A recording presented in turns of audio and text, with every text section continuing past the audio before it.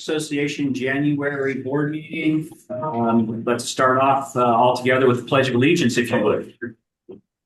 That is just a wildly inappropriate thing to have on the Pledge of Allegiance. I pledge allegiance to the flag of the United States of America and to the republic for which it stands, one nation, under God, indivisible, with liberty and justice for all.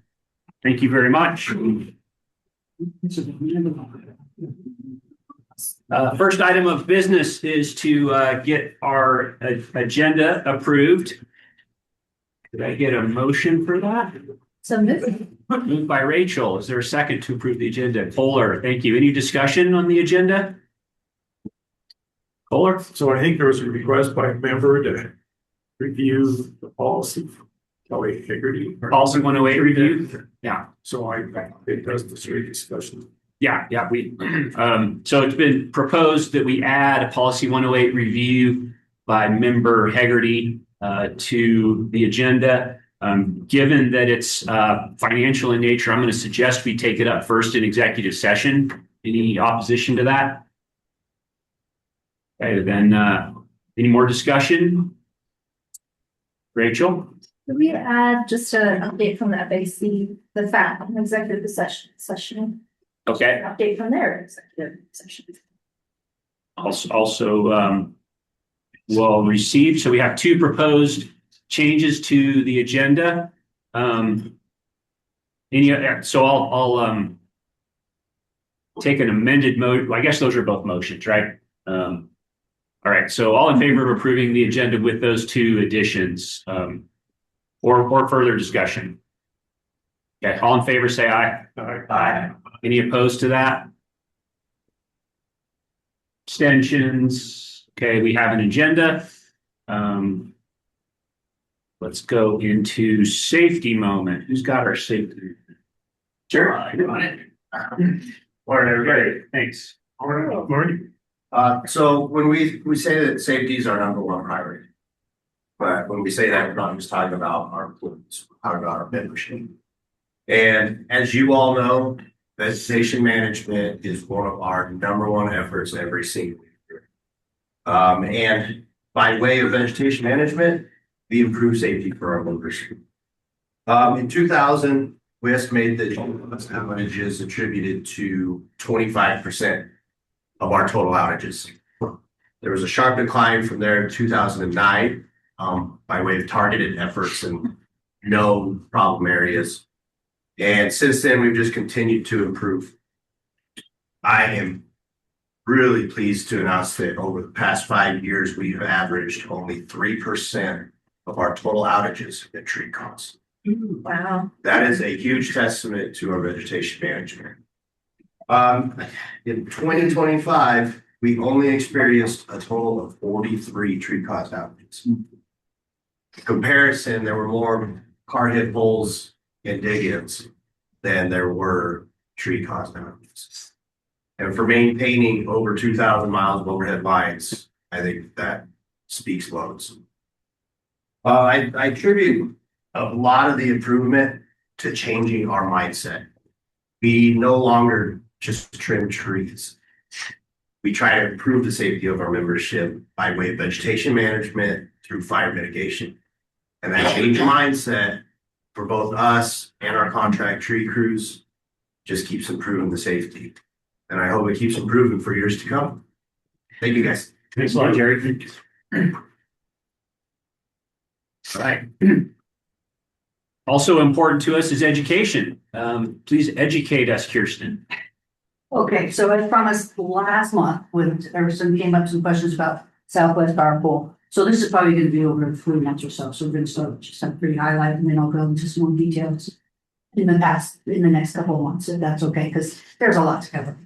So joining the Southwest Power Pool, especially now as it's expanding west, is a great step for us and for all of Colorado. And because we're entering this new regional market. For the first time, we'll be part of an integrated system that connects resources across both the eastern and western regions. And that's going to be a big thing for a lot of people. And that with that comes some risk too. It's so new that at this level of marketing and such. So there's going to be some interesting bumps early on, and it's great to have CREA as a partner with this because they're going to be dealing with those bumps. That's fabulous as we can learn for later years. So CREA gives us a strong foothold in this market. Their experience in energy trading and risk management will help us make the most of SVPs, both the new Market Plus, which is day ahead, and the RTO Wested structures, which include at the same time. Can you put up that chart just for a second? Because you'll see the difference between day ahead and real time. And I'll continue while you're doing that. That said, it's still new territory. Rules and pricing mechanisms are evolving. Transmission congestion in the West hasn't gone away. We still have that. We still have a lot of congestion problems. Market settlement will take some time to stabilize. We'll need to stay engaged in the stakeholder processes, and we are market participants. Each of you as directors of this board can go to SPP, sign in through your LPEA.co-op on your with LPEA, who is a market participant. There's a slew of information available to each of us. And I encourage you to kind of learn at your own pace because there's a lot to absorb. But it's important to understand what this big thing is that's coming, that we are running towards with glee. Glee is an interesting word. So we need to stay engaged in those processes. We need to keep a look on monitoring transmission and market conditions. So speaking of market conditions, the darker blue line is kind of square things. That's the day ahead pricing. The light blue is real time pricing. It went negative. You could buy electricity. I mean, you could get paid to take electricity at whatever time this morning was. As you can see, you want to be in both the day ahead market and the real time, and it's going to depend if you're a net buyer or a net seller, where you're going to be playing, and you also want to get better than SPP at their own game, which is figuring out what's it going to be, because that's where day ahead pricing comes in. So we can see market volatility. You can see that with the day ahead market, you get rid of some of that volatility, although you can still get caught with your short. There's another term for that. But there's also fixed, you can buy 30 days ahead. You can say, I'm going to buy this. I'm going to buy this from you. And so you can also alleviate that. So there's all sorts of fabulous things about going to SPP and it's stuff to learn. So overall, it's a tremendous opportunity.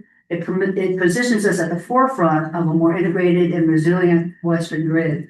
By staying alert, collaborative, and forward-thinking, will help shape the market and ensure it serves both our customers and Colorado's clean energy future. And I love charts. So this is grids.io, which is different from SPP. But if you go to the SPP, you can see all the markets here. You can also see CAISO on the other ones if you want to be compared. So there's all sorts of sources out there. I encourage everybody to at least get fluent in it. Is it not fluent? Understand the terms and understand what people are talking about. There's a board meeting down in Albuquerque this next month, SPP board meeting. I might go down if I can think of another vacation reason to go down that way and just see, because I want to see how they operate. And I also want to start developing, and I encourage each of you to do that. That's it for me, Ted. Thank you for your time. Thank you, Kirsten. Yeah, Thomas Quick Kohler. question, I can't read it. Is that one day? What is the time? That's today. That's you. I've got it live here. So that right now it's showing the 10 o'clock central time. So that's 9 o'clock our time. And right now the real time cost is minus 0.87 cents. The day ahead is 22.95. So they thought it was going to cost 22.95. If I'm not sure, like probably megawatt hour, and it's going to be minus 0.87. Right. And this isn't about capacity. Capacity is a whole different piece of it. This is locational marginal pricing. Great. Feel a little bit smarter. My head hurts, but I feel a little bit smarter. So thank you for that. I guess I was a little bit remiss in not welcoming our virtual board members. And I'd also ask for you guys in the room to give me a little help with if they're raising their hands or trying to get in, feel free to jump in and let me know that in case I'm not watching. Welcome to our member participants, attendees, both online and in person. That brings us to the member comments section of our agenda. Graham, will you go ahead and give us a preamble to that, please? The board encourages comments about the cooperative from its members. Board will take all member comments under consideration, but will not necessarily provide a response during the member comment period. Board asks that each participant's comments pertain to cooperative business. Those wanting to address the board during the public comment period are granted 5 minutes to address their topics. And for those online in person, we do have a timer on the screen that you can track how much your time has elapsed. Lengthy comments to the board should be submitted in writing. Formal complaints must be filed in writing and submitted in compliance with applicable board policy. Comments from the public will be directed to the entire board, not to any individual. No personal attacks shall be allowed. Failure to follow these requirements may cause the public comment period to be terminated. Copies of our cooperative policies and procedures on public comment and filing complaints are available on the cooperative website. Thanks, Graham. Yeah, I mean, I'll just reiterate, let's be very careful here to follow the rules that we've set out and make sure that there are no personal attacks here. I know we had a problem with that in our last board meeting, and that one was pretty easy to handle because we were online and it was easy to mute. That won't be the case when we're in person. So I will feel free to exercise the gavel and recess the meeting if we have to. So let's just be real careful and obey those rules. I'll go back and forth between the house and the virtual, and I do see a hand up in the virtual room. Can we give Mr. Peters the floor, please? Yes, Go can ahead. you hear me? You can, thank you. Okay, good morning, staff and board members. During public comment last year, there was a sharp increase in members with differing views on LPEA's forward strategies. Unfortunately, these differing views and requests were not too well received by some of the board. Here's some of the requests made by members that were not acted on or partially acted on last year. Going to a member vote on buying out of the tri-state contract, publishing monthly financials and budget on the LPEA website, publish the LPEA electrical annual demand trend and peak monthly demand, hold a town hall meeting to explain the tri-state buyout and let members ask questions. What we got was coffee with Chris instead. Stop requiring personal information and taking a photograph for members to attend LPEA board meetings. Proposed bylaw changes were pushed off to, I believe, the policy committee, and after several months of their review, it was too late to put the new bylaw changes on the LPEA ballot. LPEA promised to review bylaw changes at the LPEA annual meeting. That did not happen. There are new bylaw change proposals, and I hope the board will vote on it in a timely manner. Policy 108 requests have either been denied or only partially fulfilled. We now hear that members might be charged for Policy 108 requests. Members own LPEA and have the rights to most, not all information. And you want to charge us for that, really? There are concerns that executive sessions are going over items that should be public. The latest is what I hear is a suggestion that the member survey be reviewed in executive session. At the last meeting, I was cut off citing personal attacks, which I strongly disagree with. I was pointing out a policy violation on political activity. I will file a complaint with the board soon. Indeed, there's several examples of some board members making personal attacks on LPEA members. So it should be a two-way street. It's no surprise that LPEA is getting more negative media coverage locally and at the state level. I ask yourself, does this sound like a rural co-op that is being transparent and treating all members with respect? Finally, I ask that LPEA reach a reasonable compromise with Jack Barrett on the right-of-way going through his property. If LPEA's lawsuit goes to trial, I fully expect the response by many members will be very negative, and it will definitely make some national news. And I thank you for your time and listening. Thank you, Mr. Peters. I'll jump to the room. Throw your hand up and I'll go ahead, sir. Oh, just give us your name and what district you're in, if you know. Taylor Ramos, District 4, I do believe. I just wanted to talk to the board a little bit about a couple of things. Yesterday, we attended the final commissioner meeting on the setback, basically the setbacks, but the rules are best. And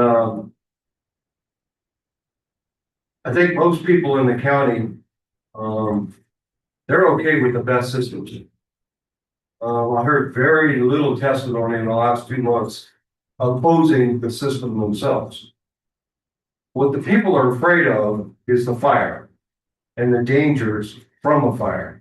Even though they're reduced a lot, that's what they're afraid of. Not that you guys are putting best systems in. I mean, heck, you guys put in some nice stuff and you do it right. We appreciate it. But after talking to Dan and a couple of the members that were there, something was a little confusing to me, and that was if you guys could just go by right away, then you could move your whole project and still keep your setback. And well, I was told directly that the rules are say property lines, and you can't do anything about that. Well, I talked to Matt and I talked to the district, or not the district attorney, county attorney. There is a process that if you guys go in and contract right away, say if this was a bunch of trees and you needed to be the 200 feet they set away, you can buy that 200 feet on that side and you go in with this agreement, they're going to give you that variance. Instead of doing something that looks really bad, and that is going through a hazard review to try to get the setbacks lowered, which is what you guys all talked about in the meetings. Well, it looks like you guys don't care about the safety of your members. Like this gentleman in the back just said, that's a big part of your job is the safety of your members. Well, show the flat account and your members that you really do care about their safety. Go out and buy the additional right away that you need so you can make these setbacks and stay away from the hazard analysis to try to reduce it down to fit your little world. And I really, really encourage you guys to do that. It'll show a lot of integrity and on the Platte Electric's part. Thank you. Thank you, Mr. Ruggles. Anyone else? Mr. Purser, go ahead. Hi, John Purser, District 4. I get confused by the definitions that this board uses. You've never defined what a personal attack is. It appears arbitrary. When a board member, I got woken up at 6:30 on a Sunday morning to read the paper call, and I opened it up, and the opinion page in 18-point bold font said, "Don't believe Purser's hysterical lies." And that was written by a board member. Is that not a personal attack? So what's your definition? The questions I've asked have been dismissed by a board president as a waste of time, or implied that it's a waste of time. The current board president, after my speaking in public comment, has implied that my comments were personal attack or that they were libelous statements. If you're going to do that, be specific. I can back up everything I said. I've had board members put words in my mouth I did not say multiple occasions. So when you talk about respectful behavior, it appears to be a one-way street. Your definitions of personal attacks is arbitrary. If I mention a name, that's considered a personal attack. No, I'm describing behavior. And as I've said before, if your behavior with a description of that is a personal attack, change your behavior. Executive session. I know that you're not bound by the same regulations as the city, county, state in terms of executive session, but the principle still applies. If it's policy related, then it has to be a public discussion. My policy 108 requests were refused a month ago. And I shouldn't have had to make those requests. That information should be on our website. But as well as that, when you voted against it, you didn't even say what the topic was. You didn't say we're refusing to disclose the reports of the election supervisory committee. Yet you expect the members to have confidence in your ability to run an election. I don't have any confidence. I don't express that in the past. So as I've said, respect is a two-way street. You talk about having member engagement, yet you personally attack members with it, and the members have no recourse. It's absolutely, if you expect respect, you have to grant respect. And I will show you all the respect shown me. Thank you. See, we have a hand in the virtually, Ms. Haggerty. You have the floor. Yes, sir. Thank you. Thank you, board. My name's Kelly Haggerty, and yeah, I live in District 4 LPA member, and I'm probably falling into the bucket of 108s, but I do want to follow up on a policy 108 request. I do understand you're possibly going to talk about that later today. I may have not been on the meeting. You were making that motion. And I did email you had required a statement of purpose. I'm asking for budget information, and then I emailed you that statement of purpose. But so I'll just explain. My purpose is very straightforward. I just want to understand how LPA is actually spending our operating dollars. So if we take in a certain amount of money each year, what expense categories does that go to? You gave me a very nice high level, something that was on the web page, but I'm looking for just standard IRS recognized categories like ads, salaries and benefits, contract labor, legal professional, consulting, travel, that type of thing. And I don't need individual employee information or anything sensitive. That can all be redacted. But I'd like to know that information. And it's probably something that your budget committee or your management looks at as a regular part of oversight. So I was notified that it would be something to provide that information was like a statement that had to be created, that it wasn't readily available. But normally in any accounting system, there's a detailed operating expense or a general ledger expense or a budget to actual type report. So I don't think it needs to be created. And I've been involved with many organizations that's typically reviewed annually or semi-annually. And then frankly, it's shared on a quarterly basis with owners. So I do understand you need to redact, but I don't think it's sensitive to members. And really, we're a nonprofit co-op. We don't have trade secret data. We don't have anything proprietary. So I really feel that could be on the web page. It could be a link. People could just see it on a semi-annual basis. And then like a household, we see money coming in, we see money going out, and then we understand fully where our money is going and how it's being managed. So I appreciate you taking that into consideration, and thank you for your time. Thank you, Ms. Haggerty. Yeah, just to clarify that policy 108 request is on our agenda for today. I'll go back to the room. Anybody? Yeah, Mr. Pearson. Yeah, my name's Mark Pearson. I'm a resident of District 4. I live in kind of a steep, hilly subdivision that Lake's pretty familiar with. And so we had I just wanted to express appreciation for LPA's line crews and staff. We have a incident in December where some construction workers were pulling a trailer and they tried to go downhill on an icy stretch. First thing in the morning, and slid through the intersection, took out the power pole, wrapped their truck around the power pole, and lines came down. And then, you know, all the power in the subdivision went offline, and we had a little chat room. Everybody saying, "Oh man, this is a mess. You know, everybody better hunker down. It's going to take a long time before we get our power back on." You know, within 3 or 4 hours, everything was back up and operational.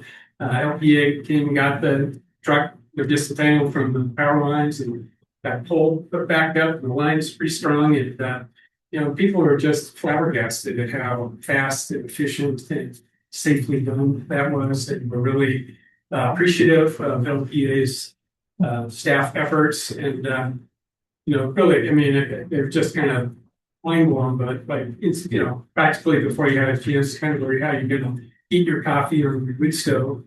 The power line this will fall back on again. So you know, kudos to the staff, and I don't know if the linemen and, you know, if they ever kind of hear back from members very much like that, but I hope you as the managers, you know, are aware that members are really appreciative of the work. And this is on a, you know, nice sunny morning, clear day. And, you know, we've also had the crews out there in the middle of the night in a raging snowstorm on Christmas, you know, doing the same kind of work.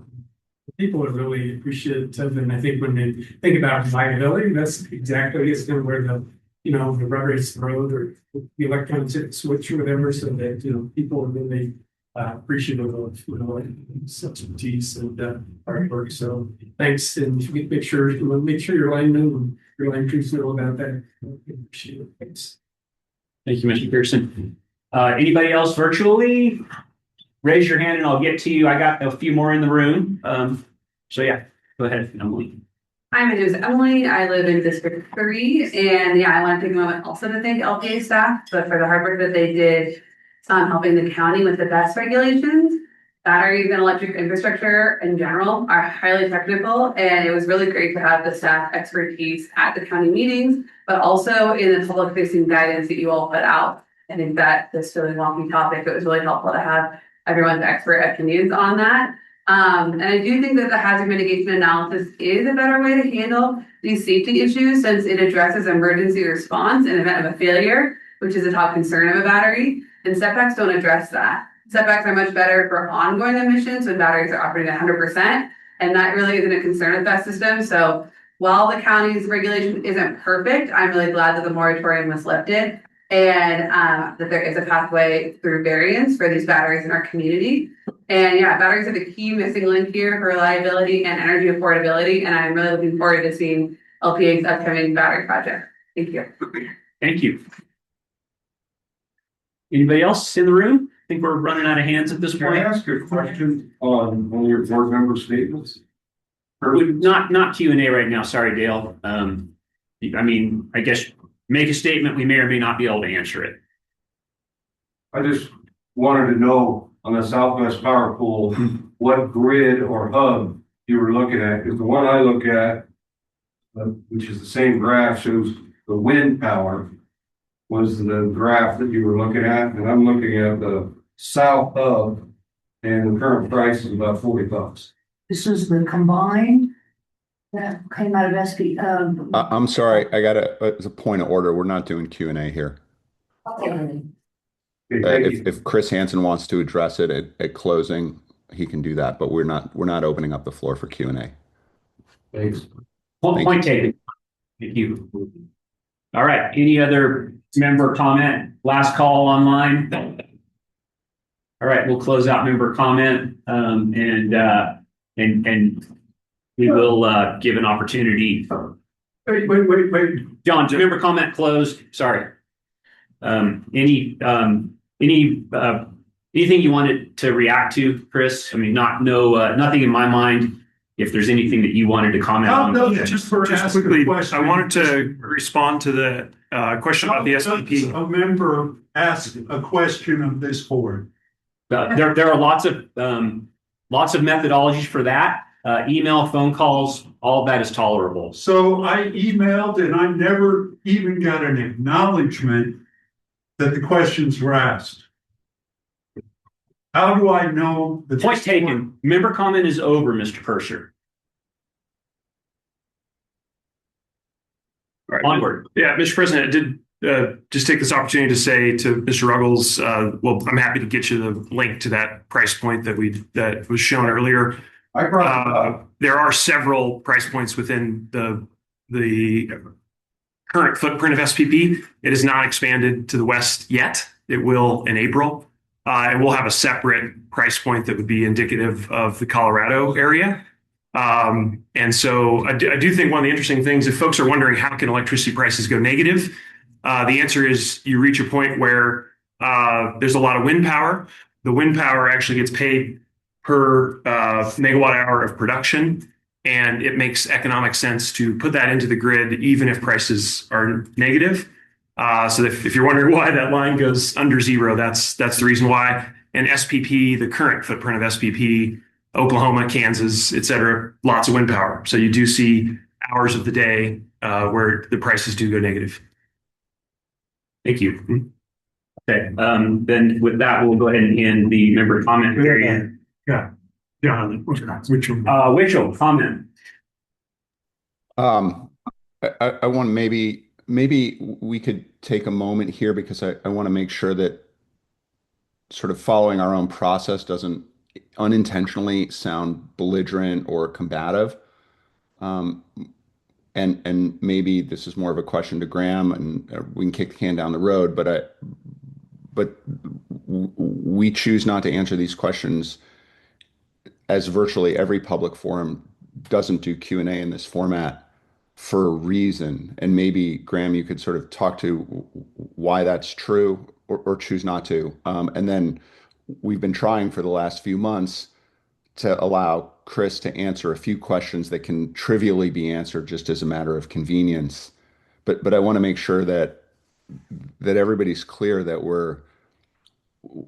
why we're doing this the way we're doing it, because it's not to be combative or stonewall. It's so perhaps it might be constructive to briefly talk about that, or not, as the case may be. That's up to you, Graham. I'm going to have the floor. Yeah, so they referred to the sort of written rules of public comment, which are on our website. Let me pull up the exact policy number for reference.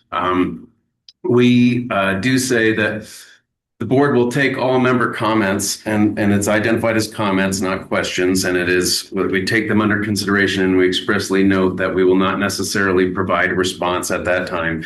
Also, that there are a variety of avenues to have your questions answered, either by communicating directly with your district representative director, all of whom's cooperative emails and contact information are listed on the cooperative website.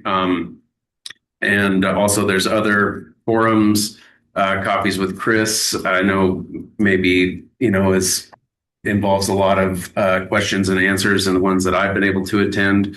And I believe there are other forums that are going on forward. Director Mars, give you sort of advertising for your event that you're putting on tomorrow evening. So there is a lot of community outreach and a lot of opportunities to engage with the co-op. And as Mr. Ruggles' question, right, was a sort of perhaps more technical question that might not have been able to have a director answer it. He can refer that to the director, who will refer it to staff and get the answer back, or can communicate. We have other avenues to engage directly with the staff on perhaps more technical rather than policy-based questions. Just one second, let me pull up. I said I would have the citation to our public comment policy. And if I could just sort of offer my own opinion on this matter, the question about Southwest Power Pool is a good one and an interesting one, and I believe that Kirsten or certainly somebody can answer that question. The problem is if they do answer that question and then choose not to answer another question by another member during public policy, that becomes the narrative, that becomes problematic. And so it's not that anybody's hiding any information. We just can't do Q&A in this forum. Just as mechanically, it's impossible to do it that way. And I want to just take a moment, since I was the one who called the point of order, to emphasize that it's not a matter of disrespect. It's just how we've set up the rules to conduct this meeting in this way. And so if certainly as an individual, if I came off as sharp or pointed, I that was not my intention. I simply just wanted to make sure that we're following our own rules for managing this portion of the meeting. Thank you. Thank you, Director Winchell. Rachel, do you have an additional comment? Just to add on to John's statement, because I think the ask was why we do this, not what we do. And so in addition to that fairness piece, public comments meant to inform the public record, not to create debate.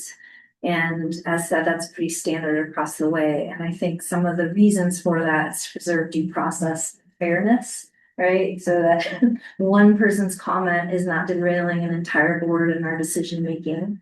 To ensure that we're listening and learning to influence processes down the road, to avoid making decisions or talking about things that are outside of the notice process, which we're held by, and to prevent misinformation from being legitimized. So there's all kinds of reasons for it.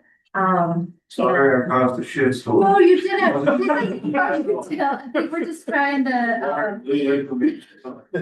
No, I think we're all doing it for our own sake and the record.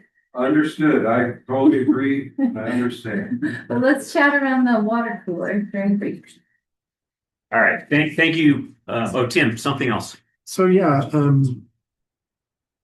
we've said why we don't take them here, and I agree with all that. Rachel did a great job as well explaining it, but there was still the question of how do I submit a question and how do I get an answer, right? And maybe we should just take a second to remind everyone what that process is so that Mr. Ruggles, for example, could submit that and make sure that we get an answer back to. Because, a long time ago, I was a computer person that dealt a lot with communication. And at the very basic level of communication is a request and an acknowledgement. And we have a duty and a duty to our members to do that, to take and acknowledge and reply if possible, right? So could we have that? Maybe, I don't know. What's the best way for someone who has a question like that to submit it and then be assured of getting acknowledgement and hopefully a reply? Yeah, I would say what I have seen over my time in this chair is that that's happening typically in two ways. One, we'll get an inquiry coming directly to me or the info at address, kind of our general inquiry address. And then that gets routed to the right person and get a response back. Unless it is something that belongs as a 108 request, in which case we write back and say, hey, this needs to be submitted to the board. Or you as directors are getting emails directly from constituents, which is, makes a lot of sense as a representative board, elected board. So those are the two that I'm seeing over the last 14 months. Excellent. So there's several methods, info, write to your board representative directly, and the third, which I forgot. Well, yeah, I guess I would also add that we're doing 1 to 2 outreach events per month. That's right. And seeing lots of members who come to those, and that's also a great place to have questions. And there you can have a dialogue. That's right. Perfect. Just to remind folks. And we do have an obligation to acknowledge anything that we receive. So thank you. Yeah, thanks for some of that clarity. And Mr. Blake? Yeah, I completely agree with Tim. We do need to respond, and we don't want to make members feel like they've been dismissed. And I think that's one of the reasons that frustration creeps up. As a county commissioner, we did not take any debate during public comment. It's not good to do that, but it's also not good to dismiss. A lot of good ideas come from our members. A lot of good questions come from our members. I think the feeling of being dismissed is out there in the community as it relates to LPEA. And I think we need to try to steer that in a different direction. So good point. Thanks. Just one quick correction. It's comments at lpea.coop is the general email. All right. No, thanks for all of that good discussion. I think, when we have feelings of dismissal or misunderstandings or concerns about process, it is good to create, to do our best to create that clarity. John, thank you for your points. Let's not just let things go. And I apologize for that as the chair, just to cut it off and sort of try and move past it. And Tolpa on that. It is important for us to try and do our best to be clear about our intentions and our policies and the processes that can be used. So thanks for that discussion. We'll go ahead then and move on to item number 3 in the agenda, consent board items.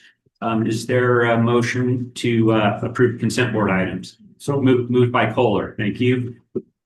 Seconded by Rachel. Any further discussion on consent board items? Seeing none, all in favor of approving the consent board items as listed, raise your hand and say aye. Aye. Any opposed or abstentions? Okay, unanimous. Thank you very much. Moving on, agenda item 4, which is CEO and staff reports. I'll pass it over to you, Mr. Hanson. All right. Thank you, Mr. Vice President. I'd like to start with this is a slightly longer section of the meeting this month. There are really 4 main things I was hoping to cover with the board. As per usual, division dashboard. So we'll start with that and get that up on the screen. I'll run through some of the highlights there. I also, at the end of the dashboard, will show our 2026 operational priorities and want to have a chance to answer any questions about those as we are working to translate the good work the board did at the end of last year on our strategic goals and how we're translating that into operational plans for 2026. So you'll see the highlights of that right after the dashboard. And then we'll get into the NRECA survey results, which were in your packet for this month. And then we'll finish this section with a readout of the 2025 solar deployment statistics so that folks have a good sense of how that played out over the course of 2025. So with that preamble, let's go ahead and jump into the dashboard. We start with a wonderful picture of Sid at her retirement lunch. Had a series of events to really celebrate her 50 years of service. Really incredible. Hard to imagine that record will ever be broken. And it was great to celebrate her long tenure and long service to the membership. And so this is a great way to wish her farewell. Let's go ahead and go to the next slide. As we look at our key performance indicators, not a lot of changes from previous month.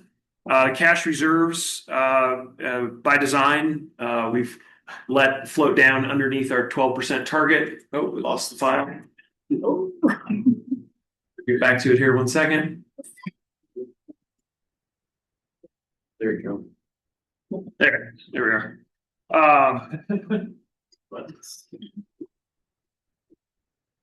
There we go. All right, success. As has been the case for the last 6 months or so, we've let our cash reserves go under the target by design to minimize our interest expense. That has been back up to almost 9 now, so some recovery there, and we can get into some of the details on the monthlies here during that slide, but that does remain below our 12 to 20 target. The equity percent, again, by design, that has been pushed up a little bit above our 55% target to prepare for the debt transaction that we'll be executing over the next 6 weeks. So nothing really changed there.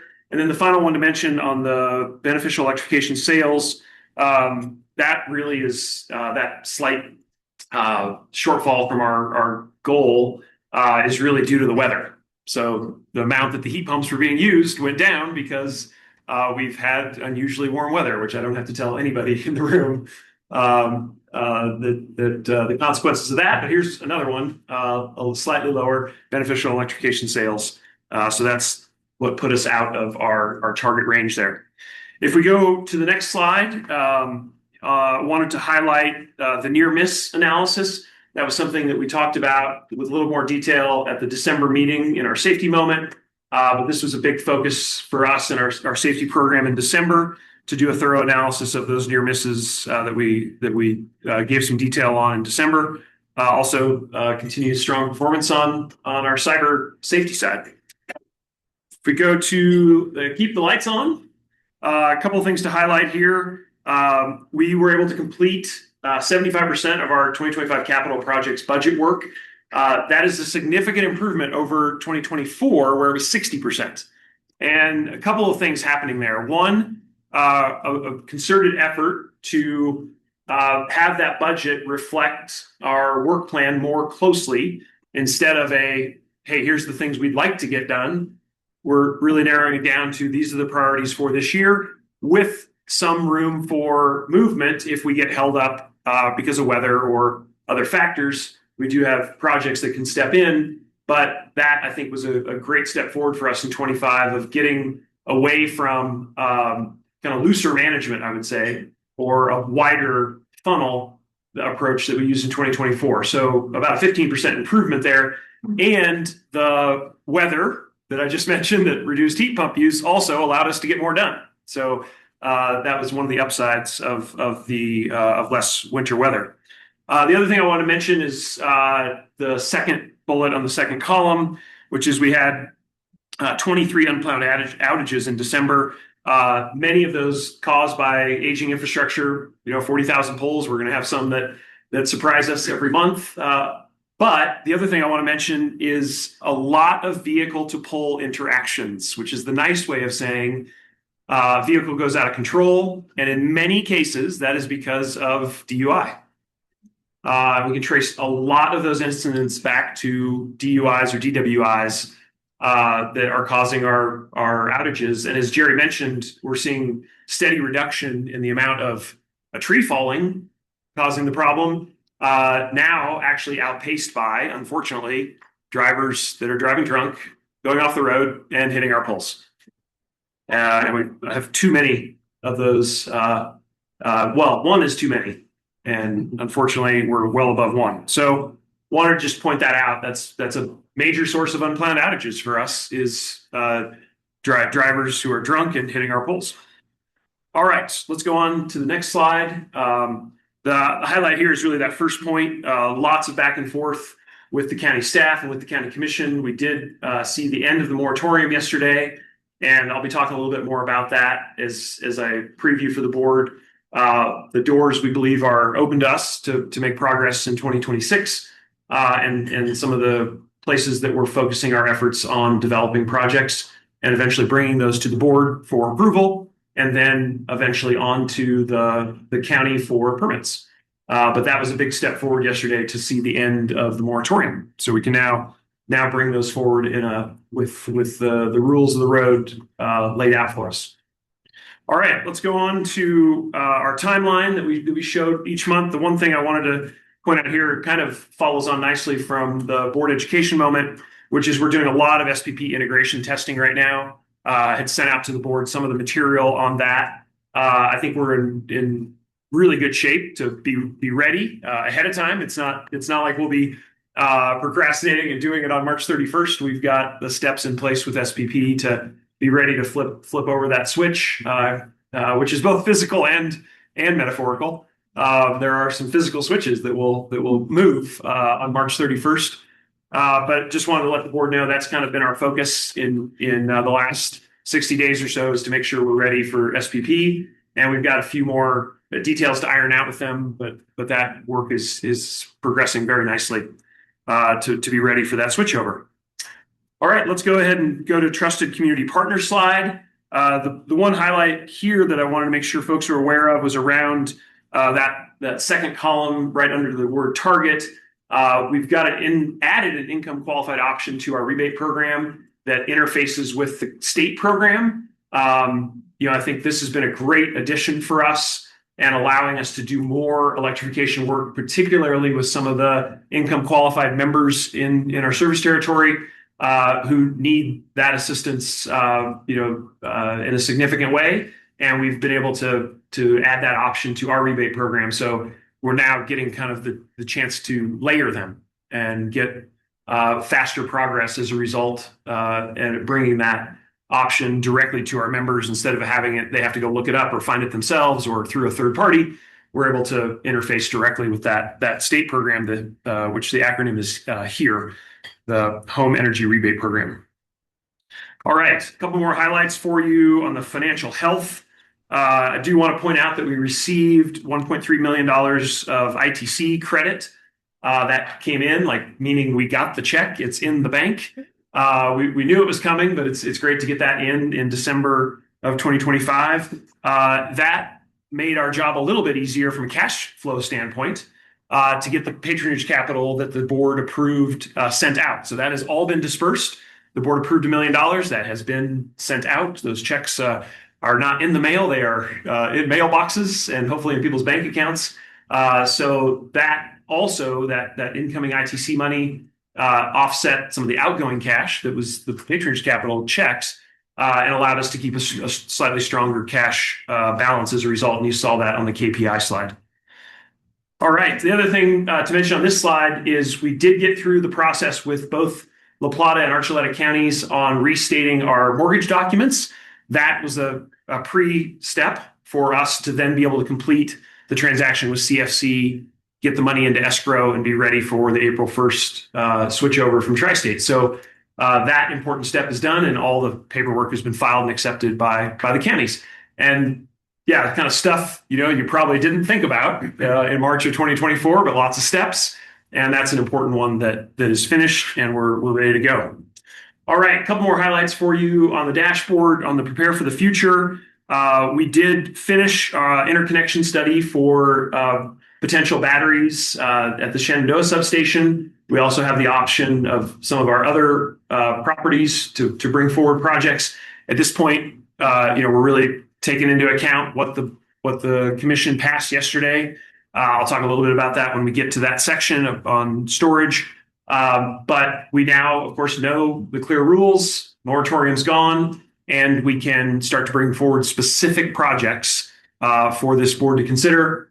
As I said, the interconnection studies cost about $50,000. There is real cost associated with those. We need to hire engineering consulting to make sure we've got the right configuration to put those types of units, technologies. And so that's one that was completed and makes that a potential site for us with that study under our belts. We do have other sites that we're considering, but I did want to mention kind of that aspect of bringing forward a project. Also received 400 pole attachment applications in December and working through those methodically to make sure we're keeping up as those requests come in, particularly from our broadband partners. So a nice bump up in some of that work, which I think is kind of a knock-on effect of some of the BEAD money that came in, and that investment now really starting to, in a sense, hit the ground or hit the pole as you like. Oh, sorry. The BEAD money, for those unfamiliar with that is the federal and state grants that flow through to internet providers to do more service provision, particularly in lower density rural areas. And we're seeing that investment really start to move as with projects now, so actual expenditure. And that had a knock-on effect for us getting pole attachment requests. And so we're really trying to move quickly to get those done. Hey, Chris. Right. Yes. Question, John? Yeah. So probably not on this meeting, but maybe on the next meeting. I'd love to maybe have one of the guys on the engineering team do a little bit deeper dive on that interconnection study as we move away from Tri-State sort of handling all of our needs to having ownership over our own infrastructure and some of the building that we have to do over the next few years. I think it would be time well spent to have a deeper understanding of every time we're considering doing a major add-on, whether it's batteries or solar or anything else, if it's going to cost us $50,000 a pop, how as a board do we think about that? What's in that? Just a little more clarity. It's never been an area that's been important, but I think it's going to be increasingly important for us to make good budgeting decisions, and a little more nuance there. I think it'll serve certainly me, but I suspect the board as a whole well. Yeah, John. Yeah, thank you. Be very happy to provide more detail on that important step as we are evaluating projects. As I said, that is something that typically happens after kind of after site identification. It's sort of our next layer of due diligence, and be very happy to share with the board, where that's relevant for us, particularly over the projects we're looking at in 2026. So happy to do that. So just to provide a little more color on the request, what I would love to see is to say, sort of generally speaking, you want to build a megawatt worth of solar or a 4-hour battery. Here's the timeline. Here's the major steps to completion. Here's the major costs at each step of the way. And then we all say, okay, I understand when we say we're going to build 2 batteries in 2026 and 3 in 2027. This is what we're really saying when that's happening, or whatever the plan. I'm being an illustrative thing, but I'd love to see sort of, this is a timeline. This is the approximate costs for any analysis. Here are your decision points for the board that you would anticipate, and just normalizing that whole process, both starting with visibility and then having some sort of a playbook that we're all reading from. So thank you. Yeah, thanks, John. Happy to make that a focus for our February board meeting. Yeah, all right, let's push on to the end. Yeah, very good. That's actually the last slide of the dashboard, so I'll pause there. And just want to say a big thank you to our crews. I appreciate the public comments on that. Mr. Pearson, they responded to some very tricky situations over this past holiday weekend. I was able to bring coffee and donuts to one of the sites this time, which was great, which is about the end of my usefulness when it comes to fixing a line. Made sure they were caffeinated and had enough blood sugar. But we had a few outages over the weekend that the crews got on immediately. We're always trying to minimize outages. We had one that happened because of a rotted out pole in the city of Durango, and we were able to get that power back on in about 35 minutes, which really incredible response time, especially on a holiday weekend. So after the crews had been, several of those members had been up very late the night before on another repair near Arbalese. And so just huge thank you to the dedication of our line staff, and another great example of that over the weekend. And with this picture, I thought it'd be good to remind the board of that hard work. Great. But Joe has his hand. Yeah, questions for Chris. Go ahead, Joe Lewandowski. Yeah, this is more of a comment, and sorry if I'm a little scattered because I'm kind of under the weather. Skipping ahead, talking about the financial performance, I went down to the appendix, which isn't shown here, but a couple of things there that, and correct me if I'm wrong, but my understanding is we're getting some aspersions that we don't manage our finances properly, and we beat our budget by $500,000 in 2025. Wanted to point that out for folks in the audience there, if there's anyone still there.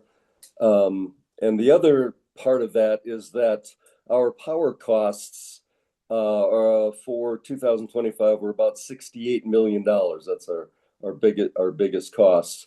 And when we leave Tri-State on April 1st, if you annualize that, our power costs are going to drop by 10%. So that's another $6.7 million that basically goes to the pocket, right to serving our members.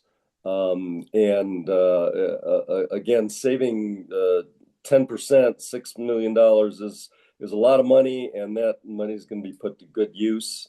And I just want people to understand that that's one of the reasons we're doing this. And that doesn't even include the 7% tri-state increase that's, I believe, coming up here pretty quick. So I just wanted to point that out. Thank you. Yeah, and Joe, just appreciate your calling out we did come under budget. I think we did a really concerted effort this year to control our controllables. And I think, with fact support, we checked in on that every month, and the end year result, I think, was really positive. We've saved the membership about $500,000 compared to where we thought we'd be, and managed those controllables as tightly as we could. Yeah, go ahead, Chris. Oh, okay. I'll go Rachel and then Kohler. Thanks for all that. On the Be a Trusted Community Partner, one thing just to note, really exciting that we're interfaced with the HERE platform.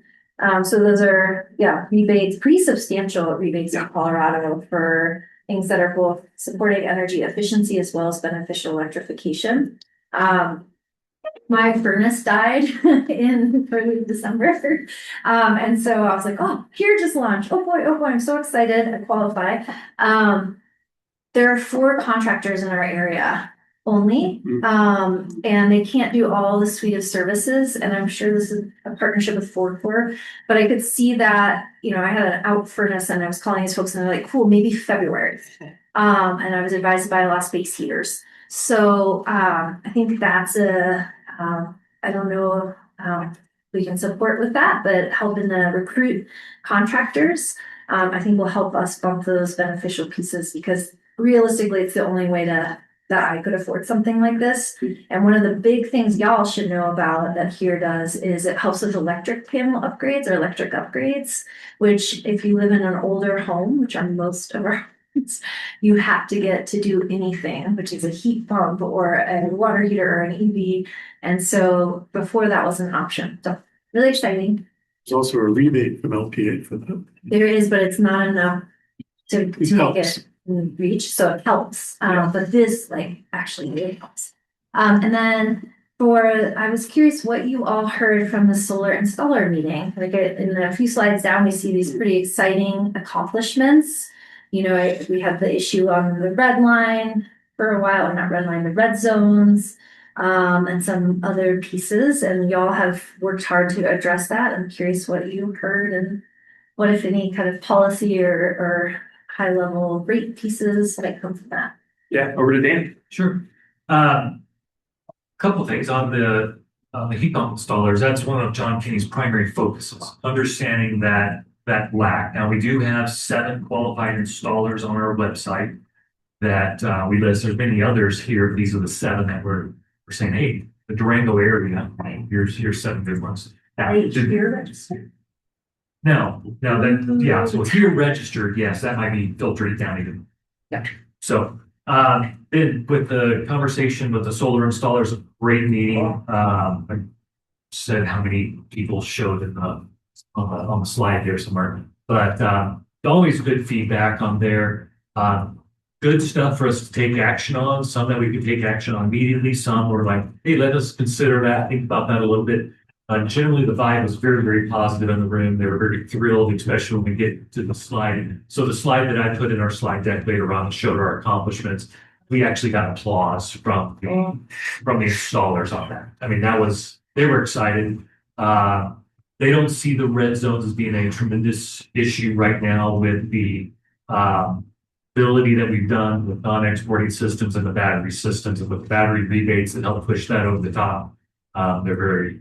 They were happy with what's going on with that. Yes, there's still a lot more work to be done, but I think we made some good headway. Thank you. Very positive. Good job. I think Steve Smith for that. He just takes that to heart and really drives that. Yeah, thanks for highlighting the contractor difference too. Yeah. Kohler, over to you. So I have 3 different questions. Yeah. First, when he mentioned that a lot of these vehicle bar pole and accidents or DUIs, do we have a pretty good program to recover the expenses that are incurred, and is that successful to get to that? Great question. The answer is yes. I'm going to let Graham and perhaps Jerry add on to that. Yeah, I mean, so it's a motor vehicle accident often involves a traffic citation, right? Whether it's careless driving or DUI or whatever.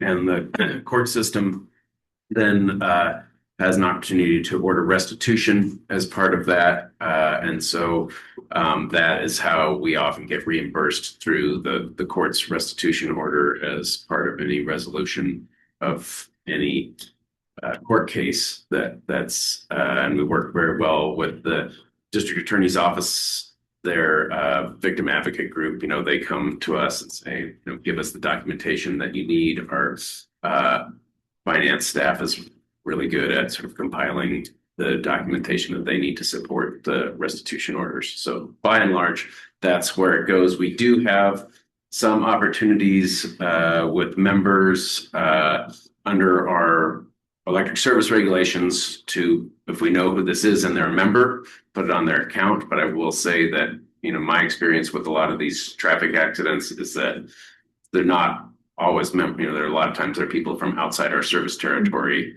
who are driving in our area and have an accident, whether it's a DUI or a careless driving accident or something like that. And so we don't have that avenue to put it directly on their bill, but we have some direct bill mechanisms for members as well. And our recovery on the restitution orders is good.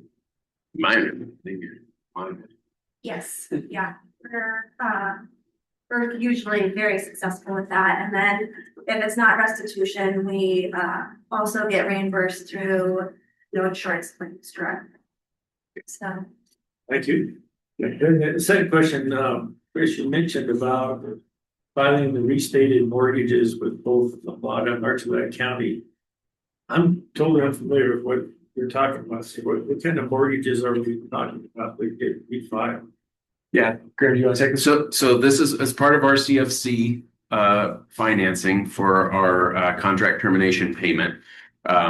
We have our real property as a collateral for that as well. So we have existing mortgages with CFC, and so we've just updated that to reflect the new promissory notes that we've agreed with CFC but haven't struck yet, as we're sort of still watching interest rates. So the mortgages are in place, and sort of the strike is based on when we decide to make the withdrawal funds.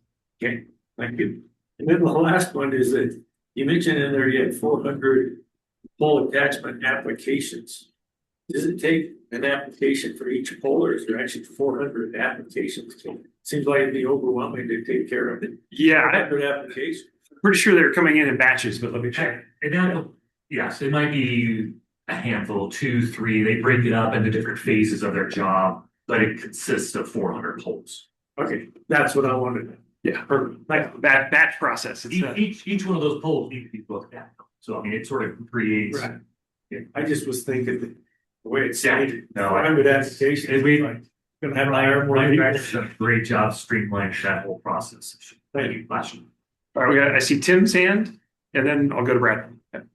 So yeah, just on that, mortgages, right? We're replacing the current debt structure we have with a new one, and we're transferring those mortgages accordingly. Is that a summary? Yes. Okay. Does that help? Yeah, it does. Thank you. Yeah, and I had a question here. So, fine. I also want to just acknowledge the fact that 75% of the capital projects are completed. And I think my recollection in our discussion, in fact, was we might have been able to do more of that, but we were utilizing this is a cash management technique. So we didn't do as much as we possibly could. So from my perspective, this is the first time that I've ever heard where we actually sort of met our goal in our capital plan in terms of spending for a year. And I want to acknowledge that that is a really powerful thing. Plus, we now have control much better control of our cash management through this methodology that we had in years past. So kudos to the finance group and to all the staff who participate in making this happen. I think this is a really, I can't overemphasize how important that is to our cash management. Yeah, we're really managing it, Tim. I appreciate that because we're really managing to our budget number. Yes. Right. And you all just approved the 2026 budget. In that, it's approximately $20 million. That's what we're spending to.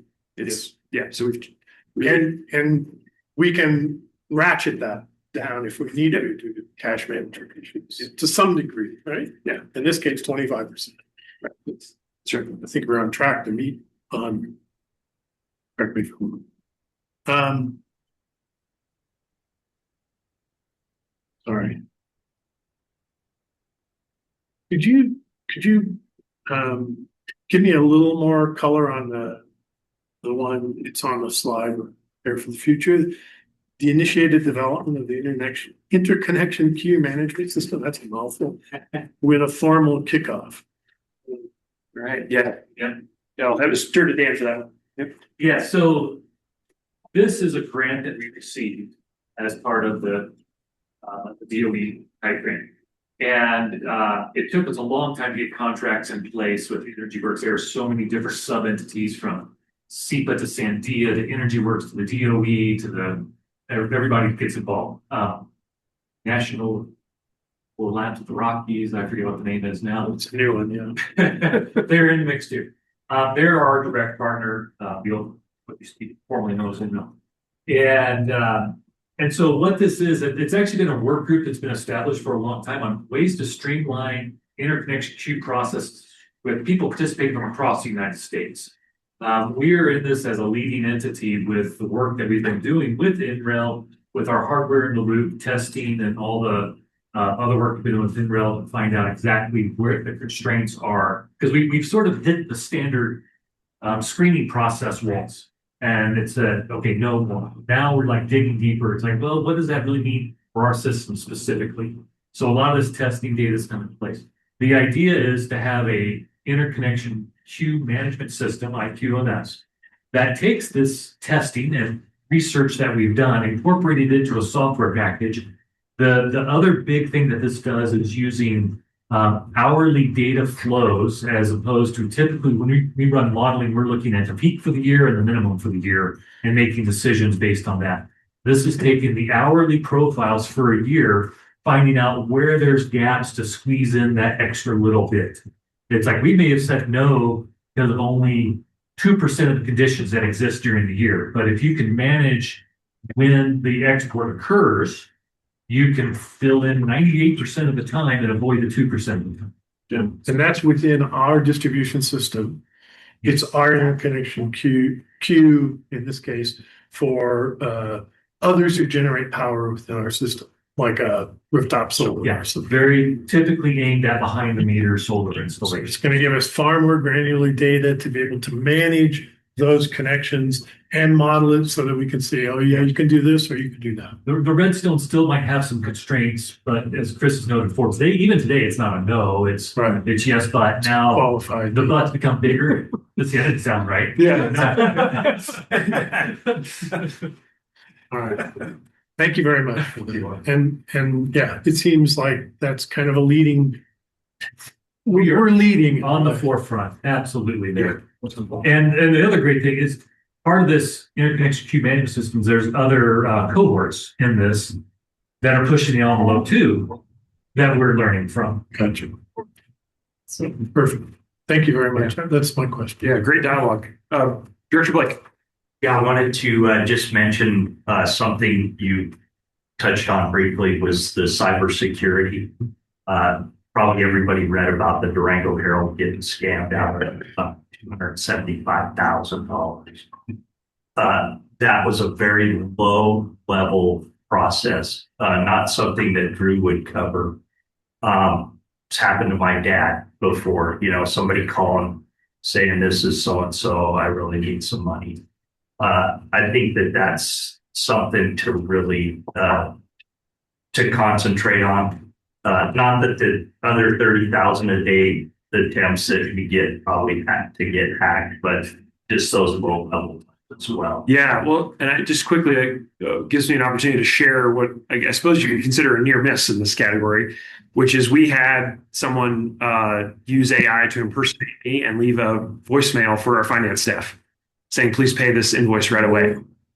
So these things they're very sophisticated. That was one we caught, and we've put some extra steps in place to make sure nothing like that would get through.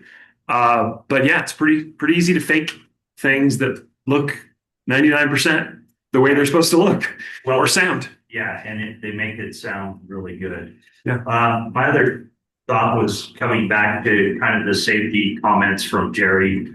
The 3% of trees, did we have any fires from those 3%? Not from the trees themselves in 2025. No, the fires that we experienced were, we had 3 from animals and 2 from failed equipment. That's usually when porcelain fails. So that's why we're trying to get all the porcelain cut out. So that was stuff. Gotcha. Coming into the windy season, I would just also maybe make a recommendation, to reach out to members if they see something, to call in, like the old adage, if you see something, say something.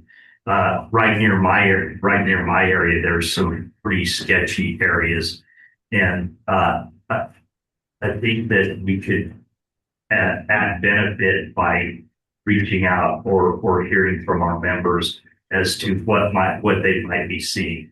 Like, is there a pole leaning at a 45-degree angle, or is there a tree bouncing off the lines when the wind blows? Just a recommendation. I'm as dry as it is. I'm super concerned going into the windy season. What it could bring, because I've been here a long time and I haven't seen it this dry. So it's a worry. So. Great reminder, Brad. Rachel. Yeah, bouncing off that, I was just thinking about how the city has the orange cone hotline. I don't know. Anyways, as a bike commuter, I'm always like, oh my gosh, and I'm sure it annoys them, but it's a great way for members or community members to let them know what we're seeing. So they're effective, really like that. The other thing I was just going to mention, I was reading the individual comments that we got from the member survey. And I will say that was one of the things, it wasn't a major theme, but it did come up many times how appreciative our members are when we inform them about scams going around. They really, really like that. My question is about the CREA Wildfire and Political Action Committee. And one is if anything's coming from that, and 2 is more about, CREA is under new leadership, I believe. And one of the things we are assessing for is there a shift in maybe culture, how they operate? Just curious if you have any updates. Yeah, to not get rid of the drama or the suspense, but the answer is yes. We've seen a significant shift in CREA's approach. I was going to cover that on item 6G, our external memberships item. Is it all right if I do it then? Okay. Thank you. Kirsten. Yeah, I have a few, and I'll go by members. So the first is about the near misses. I totally applaud the reporting on the near misses, and I think it's a great thing that people feel the safety, but also that they can learn from it to come forward with those. On the drone inspections, we talked about finding an emergency issue and some high priority issues. Can you describe, I don't know what an emergency or a high priority is. Can you describe those? Sure. Yeah, I'll start and then turn it over to Jerry or Dan. You saw a little bit of it in your packet last month, and we gave some actual stills, some photos of drone images where we found high priority faults. And so you heard Jerry just mention porcelain. We found broken porcelain, which we know can lead to failure and safety problems. And so that's one of the things that drones are great at, because you can do it on the ground inspection and, get a little binoculars, and our crews have those, but you're inherently limited because you've got, that view. With drones, you're getting a good 360 view of the equipment and can find the faults more easily. So that's essentially what's going on. There are a few pictures of that in the December packet. But let me see if Jerry wants to add anything on. Yeah, so emergency is, the way we look at it is it could cause an outage or a fire at any moment. And so we send our crews out immediately to go resolve those issues.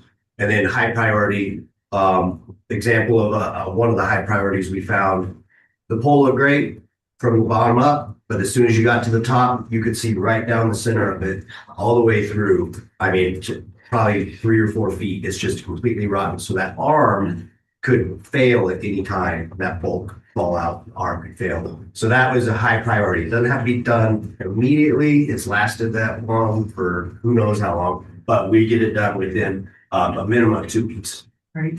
Thank you. Appreciate that. Yeah. And then on the unplanned outages, which we talked about on the same page. So the 23 unplanned outages mainly due to aged infrastructure. So Chris, do you feel that you have the funds from us, and did we budget right to so you can keep ahead of aging infrastructure? It's still going to happen. It's absolutely still going to happen. Yeah. But do you have the money you need and the focus you need to deal with aging infrastructure? And I bet it goes in clumps, right? Because we did a big build, 40 years ago. All of a sudden, we're going to have a lot of stuff. Yeah, you're absolutely right.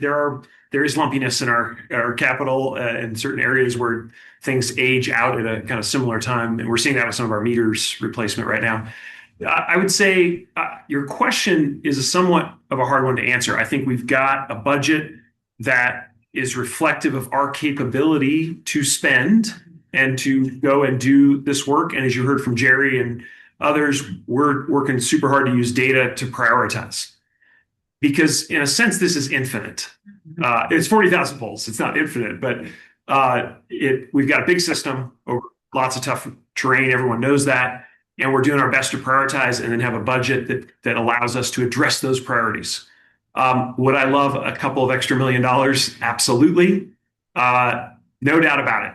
And so it's a tough one. It's a tough question to answer definitively, because we could absolutely deploy a couple more $1 million a year and go faster and further. And so we're trying to draw that balance. What we brought to the board for consideration in October, November was our best professional opinion of that balance. And we're going to use data then to help us reevaluate and say, hey, did we get it about right in 25? And then you'll see a fresh view on that in the 26 budget. So that's kind of where we are, how we're trying to iterate, get smarter, prioritize those dollars in the most critical spots. But it's a tough question to answer, because I'd love to spend more. I should never ask a CEO if they want my money. Yeah. So you would know. So we have the annual chance to do this. Yeah. And you have some way of knowing of whether you're keeping up to an extent. Yeah, we know this big clump is coming, and we budgeted for this big clump. Yeah. And I just want to encourage you, if some clump happens, like all of a sudden, the vintage year wire, all of a sudden, all of it goes, or it starts to go, or we start to see it, then those might require a mid-year revisit, and you don't want to ignore those and just say, well, let's just hold on. Yeah. Well, I'll give you a very specific example. We just had our sewer line fail at the Pagosa headquarters. We are going to need to spend about $80,000 to repair our sewer line. And at the moment, we have porta potties. Not ideal, especially in winter. So we're going to get that fixed right away. That is a unplanned maintenance. And the same thing happens with our system. I guess what I very much welcome Dan or Jerry here to add to it, but you think about old conductor or underground conductor, and it's getting to the end of its useful life. The failure is a bit of a bell curve. Fortunately, it doesn't all fail at once. And we've got a 5-year plan, for example, to replace that conductor. I would love to do it in 3. But as we manage our capital expense, we've decided the right balance is to spread that out over 5. We are probably going to have some unplanned outages as a result of that approach. But that's the balance that we're doing each time we bring that to you. I can assure you we will not hesitate to bring back to the board critical items. There's no hesitation. If we need to make an adjustment, I'll bring it straight to the board. Emergency room visits are always much more expensive than Yes. seeing a doctor and having preventative care.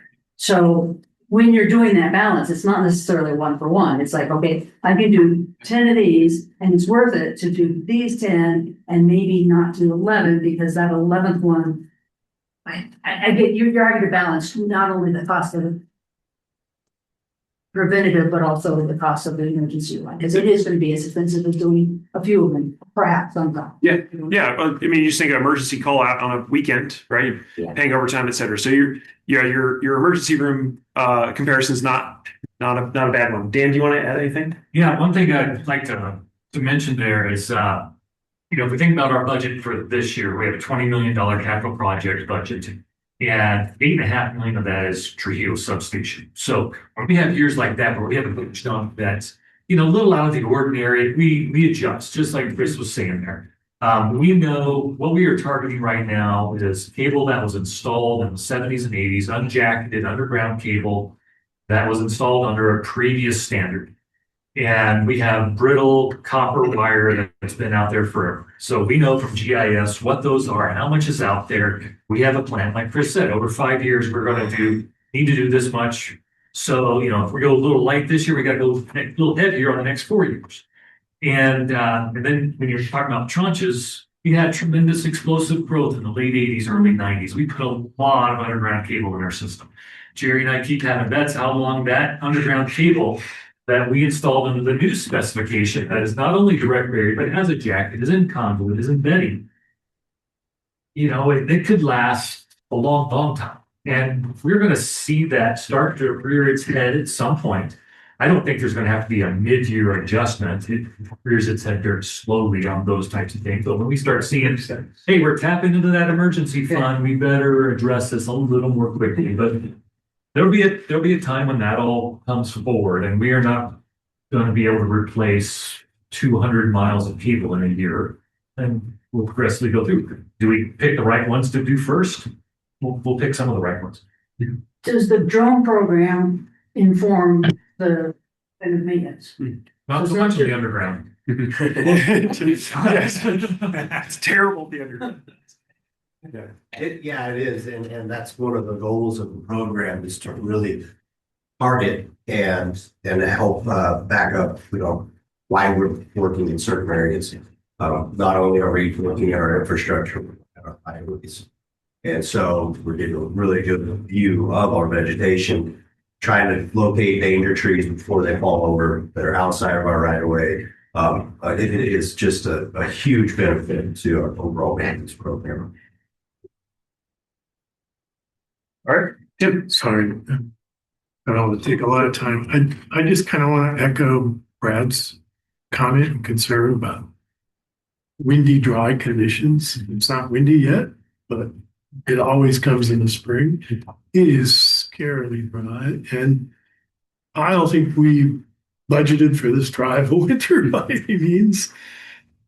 I'm not sure what kind of proactive steps we could take, maybe a hotline like he's talking about or something, but the wind blew up a little bit in my neighborhood. I'm in a rural area out there last week, and it was just a taste. It was really scary. I mean, we could have that this week or whatever, and maybe we need to keep some powder dry for that, as well as what are some proactive steps. And I don't have a solid bunch of suggestions for you. I'm quite concerned about this, and until we get moisture, I don't think we can take our eye off that ball. Yeah.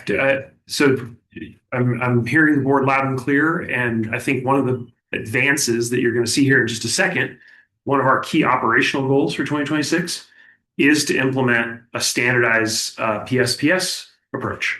And I'll talk about that in just a minute, which I think is going to give us more tools in the toolkit to respond to these very dry conditions. So I'll park that for 1 second and we'll come back to it. Thank you. Yeah. Kristen. Yeah, thanks. I have several more. I'm going to drop it down to one, just because I know we've got some other things. This is about the whole reporting data that we didn't have information available for November and December due to new mapping software. My question is twofold. One, will it be available in the future? And what are the other impacts of new mapping software? Right. Yeah, this has been a great one. Drew, do you want to talk about that a little bit? Or Sure. So we did a major conversion from one system to another, and so there was a gap where we didn't have all that information available, but absolutely we will have in the future. We're really looking forward to a more streamlined workflows for our staking and engineering, modeling, and mapping with this new system. So there's tighter integration, fewer moving parts. So yeah, it's really going to be great. So can we recover that information that we lost, or is it lost, or is it just we can't get that version of it? Anything that happened, we're going to be able to see later. Yeah, it's not that anything was lost. Okay. It's just that we had built these very customized reports around the old system that were pretty time intensive to build. Okay. And so then we switched to the new system. We have to go query different fields and set things up. And we're trying to rethink that. And is there a simpler way to provide the information? I think Tim mentioned it's like, we just need to know that we're keeping up with the requests. We just got 400 requests coming in. Right. Are we keeping up with that? The way we were doing was pretty time intensive and hands-on, trying to find a more streamlined way of doing that, provide the same information. So is it really mapping? Is it? No, it's more of work queue management. This whole system, it's a staking primarily I'd say a staking package is what really the impetus was for implementing that, but it has fingers that reach far into our system. Okay, super. Thank you for your time. Thank you. Yeah, appreciate the dialogue. Push on if we can. Yeah, sounds good. I think we can go to the other kind of add-on this month as we're refreshing our operational goals based on the strategic goals that the board passed. I wanted to provide a quick update on this to the board and see if there's any feedback or questions. So let's go ahead and go to the next slide. You'll remember this from our meetings in Q4. Member-powered, future-focused national leader, and then our mission and updated strategic goal. To put some focus on that, pay for electric service less than 70% of other co-ops, less than 70% of the co-ops, and by 2030, we'll reduce carbon emissions by more than 80% from 05 levels. So that is really given us clear direction on our overall overarching goals from the board out of that process. And now I want to give some information about how that is translating into our 2026 operational goals. So let's go ahead and keep moving. You'll remember the new strategic pillars. Let's go ahead and build this one out. These are the ones that the board adopted. And so what you're going to see next is really trying to take these 4 pillars and turn them into specific items for the coming operational year. So on the next slide, we take category 1. These are our top priorities in this area. And as foreshadowed earlier, our safety priorities continue to have 0 lost time. You're going to see in next month's dashboard a switch over to adding the DART criteria, which is another way that we're tracking our safety performance. We'll have more on that as we refresh the dashboard for you in February. And then a special focus this year, after a couple of unfortunate accidents in 2025, really trying to put special emphasis on 0 vehicle incidents in calendar year 2026. So that's something top of mind for all of us from the leadership team on down to line staff. I did mention, Tim, the public safety power shutoff. That's been in the news a lot, especially on the Front Range. The different operators, co-ops, and IOUs and munis who have had to do some shutoffs because of intense weather conditions and wind in particular. We are developing kind of a layered approach to this, learning from best practice around the industry, where we'd have essentially the first stage would be kind of what I think of as like DEFCON 1, right? We've increased the sensitivity of our settings so that things will trip more easily if we've got a fault. That's kind of the first step that we would take. And then we've got kind of so maybe from yellow to orange to red, maybe is another way to think about it. The red would be an actual PSPS. And so we're developing the criteria based on weather data and other inputs that we have about the conditions, dryness, humidity, fuel load, et cetera. all of that feeding into developing our PSPS policy. The board will see more on that as we get that ready for your review and eventual implementation later in the spring. The wildfire mitigation program continues. We continue to refine that based on the data that we have, including what you heard about the drone inspection program. Our budget for that is approximately $2 million in 2026. Working with our contractor, the appropriately named Woodchuck, trying to provide clear oversight for them and direction for them. That will continue at a pace in 2026. You're going to see our updated SAIDI and safety numbers. This is really how we're tracking our reliability. You heard some of that from Jerry this morning about how the causes of outages has evolved over time, from, in the case this morning, from trees to unfortunately DUIs. But we'll be able to give a lot of good information about what's driving those numbers and our targets, and giving a monthly update on how we're performing compared to those targets.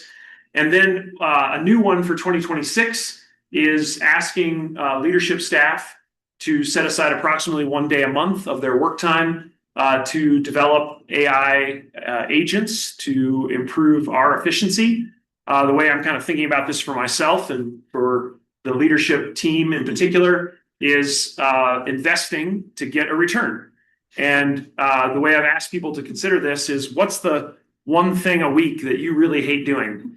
And could you turn that over to AI generated agent or AI assistants to make that task more streamlined and more efficient? And we're finding all sorts of great things along that journey. Some are cul-de-sacs, some don't work, some are working pretty well. And so with the board's permission, I'll bring you back some examples of that over the course of the next year. But don't leave this room without reminding yourself that it's going to change all of our lives, and that no exception at a co-op. And we're finding a bunch of great ways to safely use that technology and order checks. Yeah, exactly. So good examples of that already starting to emerge, but I want folks to know that that's a focus for us in 26, and we'll bring examples back as we're seeing both hits and misses. I'll bring you both. The same attitude we try to bring to near misses, we'll bring to, hey, we tried this with AI, it didn't work, but we'll also share some of the success stories. So, Brad, did you have a question you want to get? Yeah. First of all, I think that's an excellent idea. Going back to PSPS, a couple of meetings back, I think Jerry mentioned that he had some wind detection devices out. Are we up to speed on those? Are we increasing those, or how many do we have out, and are we doing more? So the issue is if we implement those into our system, we don't have anybody on staff to be able to dissect the information where it's going to be of any benefit for us. And so what Drew and I have been doing is looking at best bang for your buck kind of service, where they have the experts, they have the knowledge base, and they can take the information available and give us recommendations. And I think that's the direction that we're looking now. We think it's going to be more beneficial and a better use of our money. Okay. Yeah, great question, Brad. Yeah, John. Just a statement in reference to the safety priority. There's a lot of history and data that doesn't support a zero defect mentality because it doesn't provide reporting. And so having a safety priority of tracking lost time or limiting lost time, but to say we have a zero lost time policy or a zero vehicle incident, there's lots of data out there that supports, well, then mum's the word. Because the goal and the only success criteria is zero, not to limit it or to have report a close call. We were just talking about how beneficial that is. This zero defect mentality reverses that. So, John, I completely agree with you. And in fact, I think this is one of our positive steps here, is that I would say we have zero time up on the board because we want to celebrate it. But we've now added DART, which is a more complete way to think about our safety reporting and celebrating our reviews of near misses and highlighting those. And so I guess I want to say, hey, here's some places we're putting some emphasis, like more focus on vehicle safety, and we are hoping to celebrate success. But I don't want to leave with the impression that that is the goal. And in fact, I think we're demonstrating with the adjustments to our KPIs that that is not the goal. And I would say that was a mistake we've made previously, is that's all we put on your dashboard. And so I agree with you, and we're moving away from it. Yeah, Chris. There's zero contacts. Pardon me? Zero contacts. Contacts. Touching electricity Yes. is got to be zero. Because that's a dead person. So I agree with you. I'm just saying, I'm with your brother on, you don't want to have with somebody, not report somebody, but they gotta report it if they're dead. I mean, probably so. So zero Legit. The biggest thing when it comes down to safety has got to be a life that's lost, and it happens. It happened in Colorado. It happens too often. Yeah. It's a big country, I know, but it happens. And none of us want to be, having to face somebody in the city market and say, wow, I'm so sorry you lost your partner. So I'm sorry, it was just this zero big for me. I think I see Joe's hand up. Yes. Yeah, Chris, you said our 2026 fire mitigation budget is 2 million. What was it in 2025? Yes, that's an approximate number. It was similar in 2025. We're spending approximately $2 million a year with our contractor Woodchuck. We've got additional spending around other mitigation that adds a couple of $100,000 onto that. But we basically have a 26 budget that was similar to 2025. And I mean, in 2024, it was about $1 million, correct? That's right. So we've absolutely put significant new resources into this area, and the 26 budget that you approved continues that. And the reason I bring this up is there's some statements made that we don't care about safety of our members, and I think this shows pretty clearly doubling the budget is a clear statement of our concern for members. Thank you. All right, let's go. We've got 3 more slides on this section. So if we go to the next one, energizing tomorrow. Let's go ahead and build this one out. We are actively looking at solar and storage expansion projects in the 2 to 5 megawatt range. The board will see more of that as we get into the next several months. We're also doing some evaluation around some larger projects, things like transmission upgrades. I've talked a little bit about the long-term strategic imperative for us to improve our interconnectivity to the Four Corners area. That is on that list. I have mentioned to the board that we have had some data center inquiries. My plan is to give a full update on that in February. I'll have a little bit more information that's going to come in between now and then. I do want to stress these are incoming inquiries. These are not, active contracts or anything like that. Still very early stage. This shouldn't surprise anybody because the companies that are doing this either directly or through contract data center developers, they are contacting every load serving entity in the country. So they are casting a wide net, and I'm not surprised that we've got some of those coming our way. But this is a good moment for us to look at it. What might that mean? As I stressed with the FAC at the last meeting when we talked about this, there are lots of different flavors of data centers, of course. Some of them are 25 to 50 megawatts. The stuff you see in the papers are often the kind of gigawatt, mega developments, hyperscalers they're referred to. There's been a bunch of headlines of, Magnificent Seven companies that are doing these types of developments. That's not what we're talking about here. I just want to be clear. But I'll give a more thorough update on that in February when we get together. Capacity sharing, this is really a follow-on with some of the conversations we've had with some of our neighbors. I continue to have those discussions with all of our neighbors.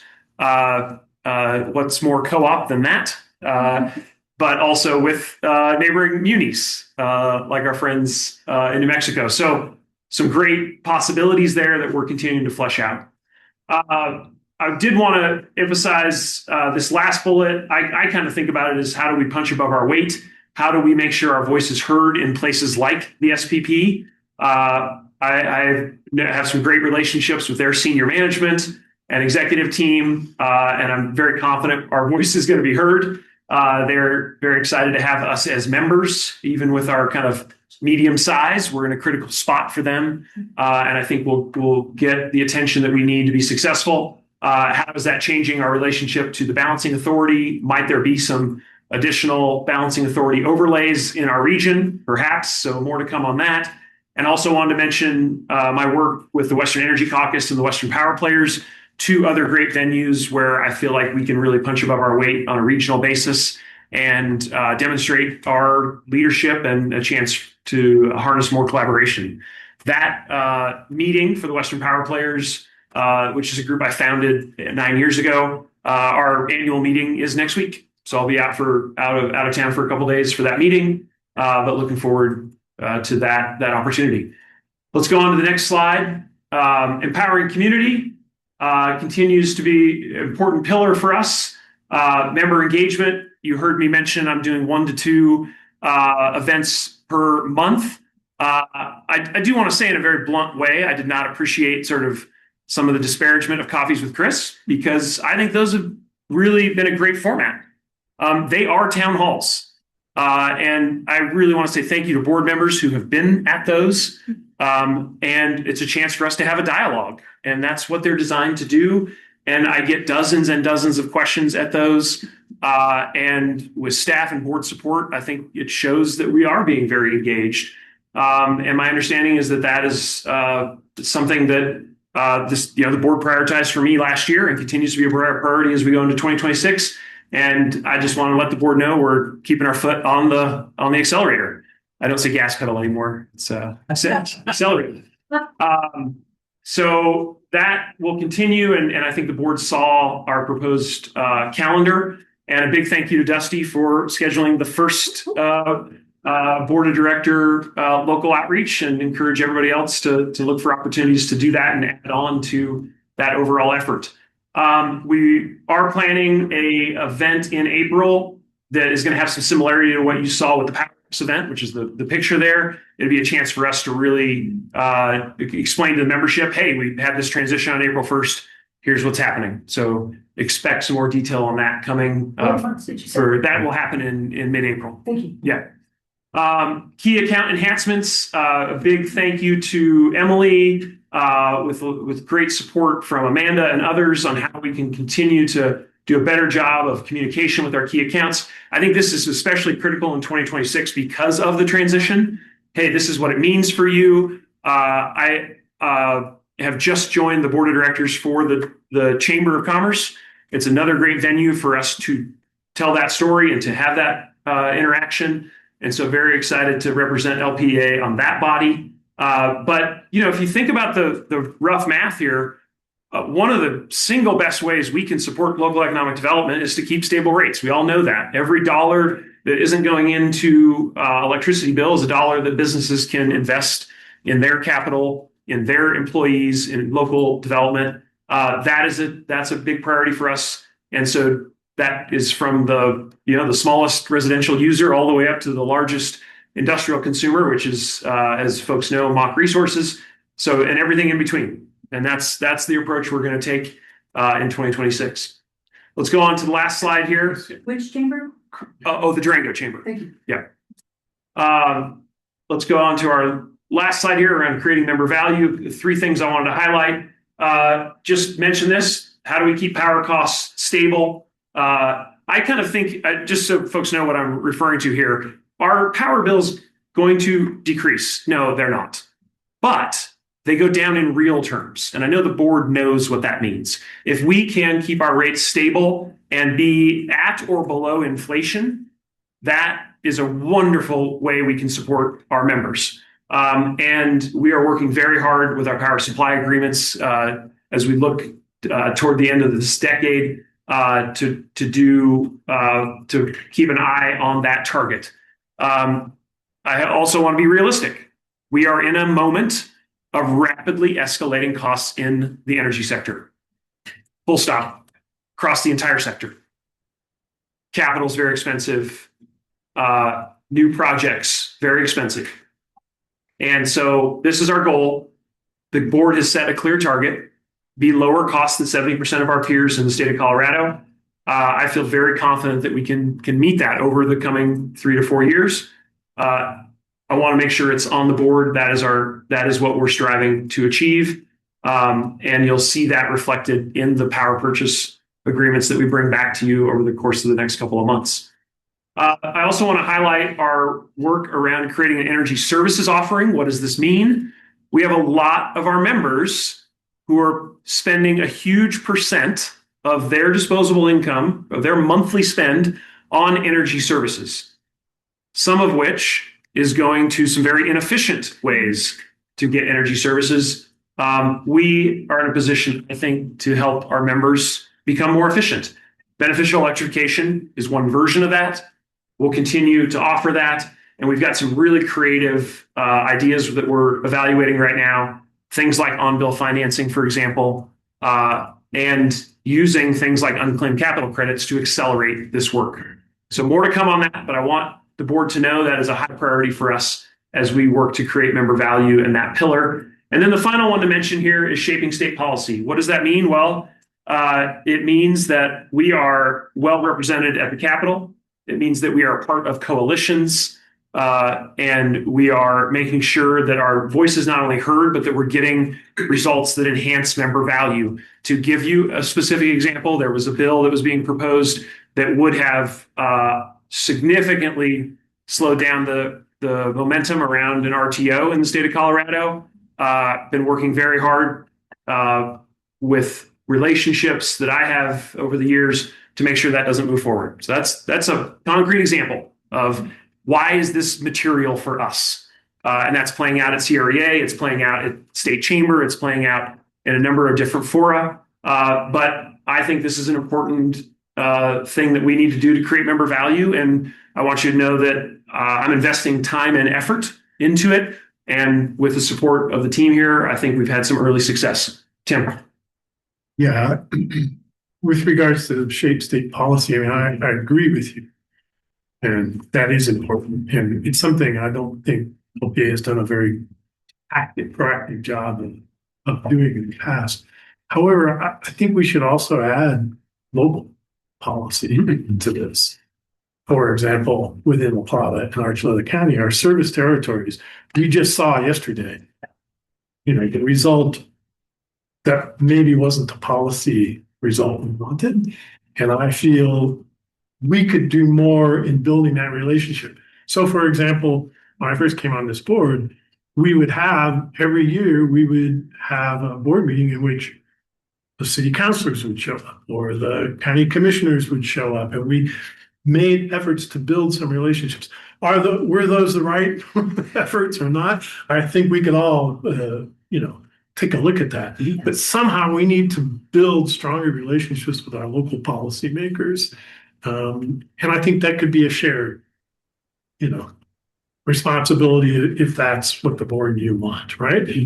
Not to just throw that into your lap and say, go fix this or whatever, But I think that I would like to see that added to this creating member value. Yeah, it's good. Yeah, excellent feedback. I would say, yesterday was a good example of, what's working and where could we make more effort. So I think it's a great check-in, and I'd be very happy to add it to our list here. Thank you. Yeah. But yeah, we'll be asking the board for support with that. Yes. Yeah. Okay. I think that's the last one. Yeah. Are those available? They were in the packet. Oh, okay. We'll make sure they get posted. If that didn't happen, we'll make sure they get posted. And this will translate into some external material as well.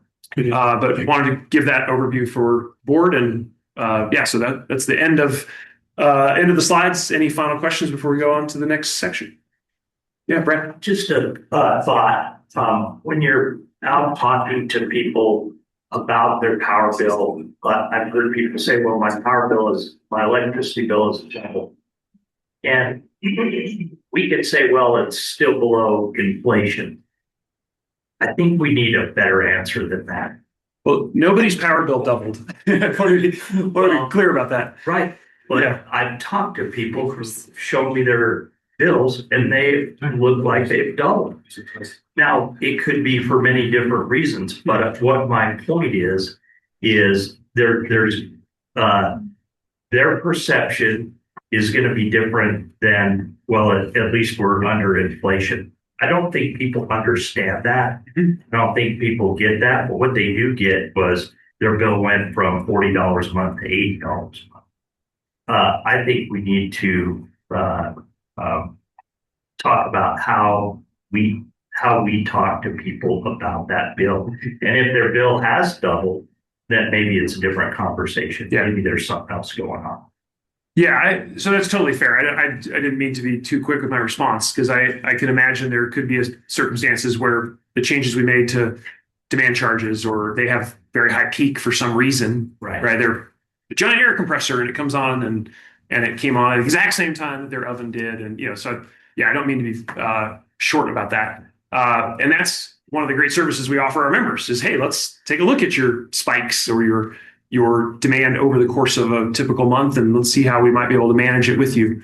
So that's something that we definitely service we provide and continues to do so.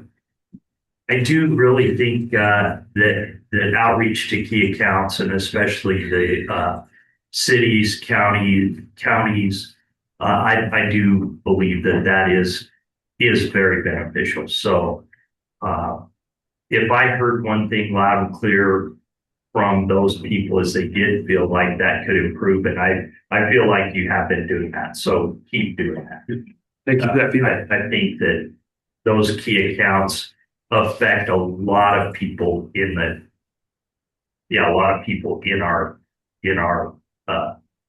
lot of our members. I mean, look at the amount of members that work for our key accounts. Yeah, it's really, and just to let folks know, that's approximately 40 folks are on that list, give or take. We'll continue to refine that and update it as always. And I think many of you were at the special event we had for them in October. We're going to continue to do that at least on an annual basis, and one-on-one outreach. And that's something that Emily will be our staff lead on that, and then I'll be supporting that work with her. Yeah, I thought that was a good event. I was disappointed at who wasn't there, actually.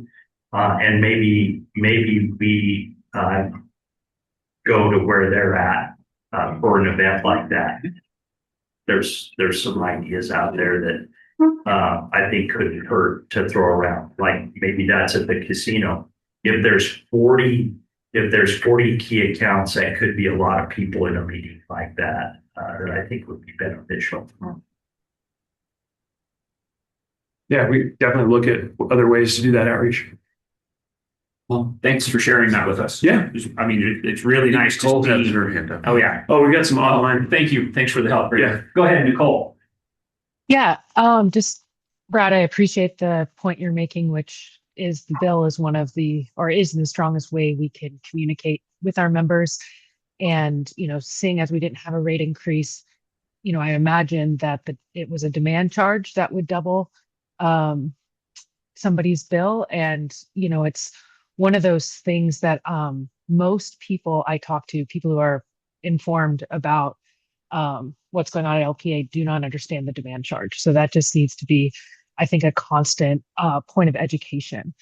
And, speaking about local politics, I totally agree that there's room for growth and for communication at the local level. And one of the things Chris and I discussed was an opportunity to have a cow with some of our fire contact. So some of the people that we could be dealing with these dry weather conditions, the Forest Service, Firewise, And in that conversation, maybe we could discuss a PSPS, because that is a really big decision at the board we're going to be needing to make. So that, I think, look forward to that coming perhaps in April. We'll send that out and hopefully continue to build those relationships so it doesn't take an act of Congress to cut down a tree in our right of way. And then one other thing I just wanted to ask for follow-up, Chris, you mentioned that the RTO bill that you helped to, potentially stop at the state level. I wish you, or I was wondering if you could take it one step forward or one step further and explain how that's a benefit to our members in terms of costs if the having a strong RTO. So I was, is it? Yeah, sure. Quick add on to that comment.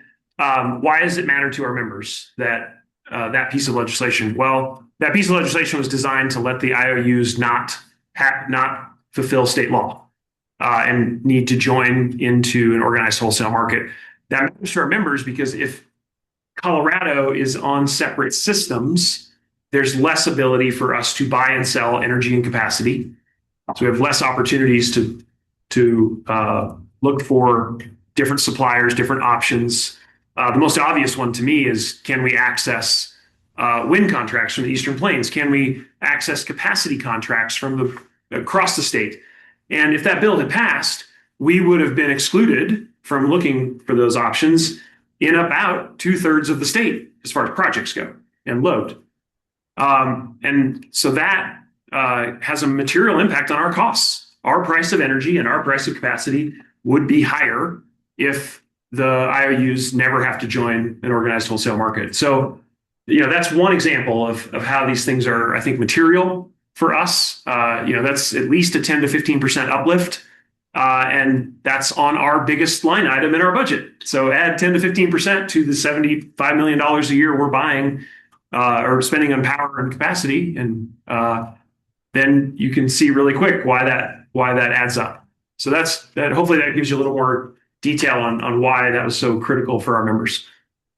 Yeah, Cole. So did that bill, is it still active? Where is it? Well, we were successful in getting the original sponsor to not file it.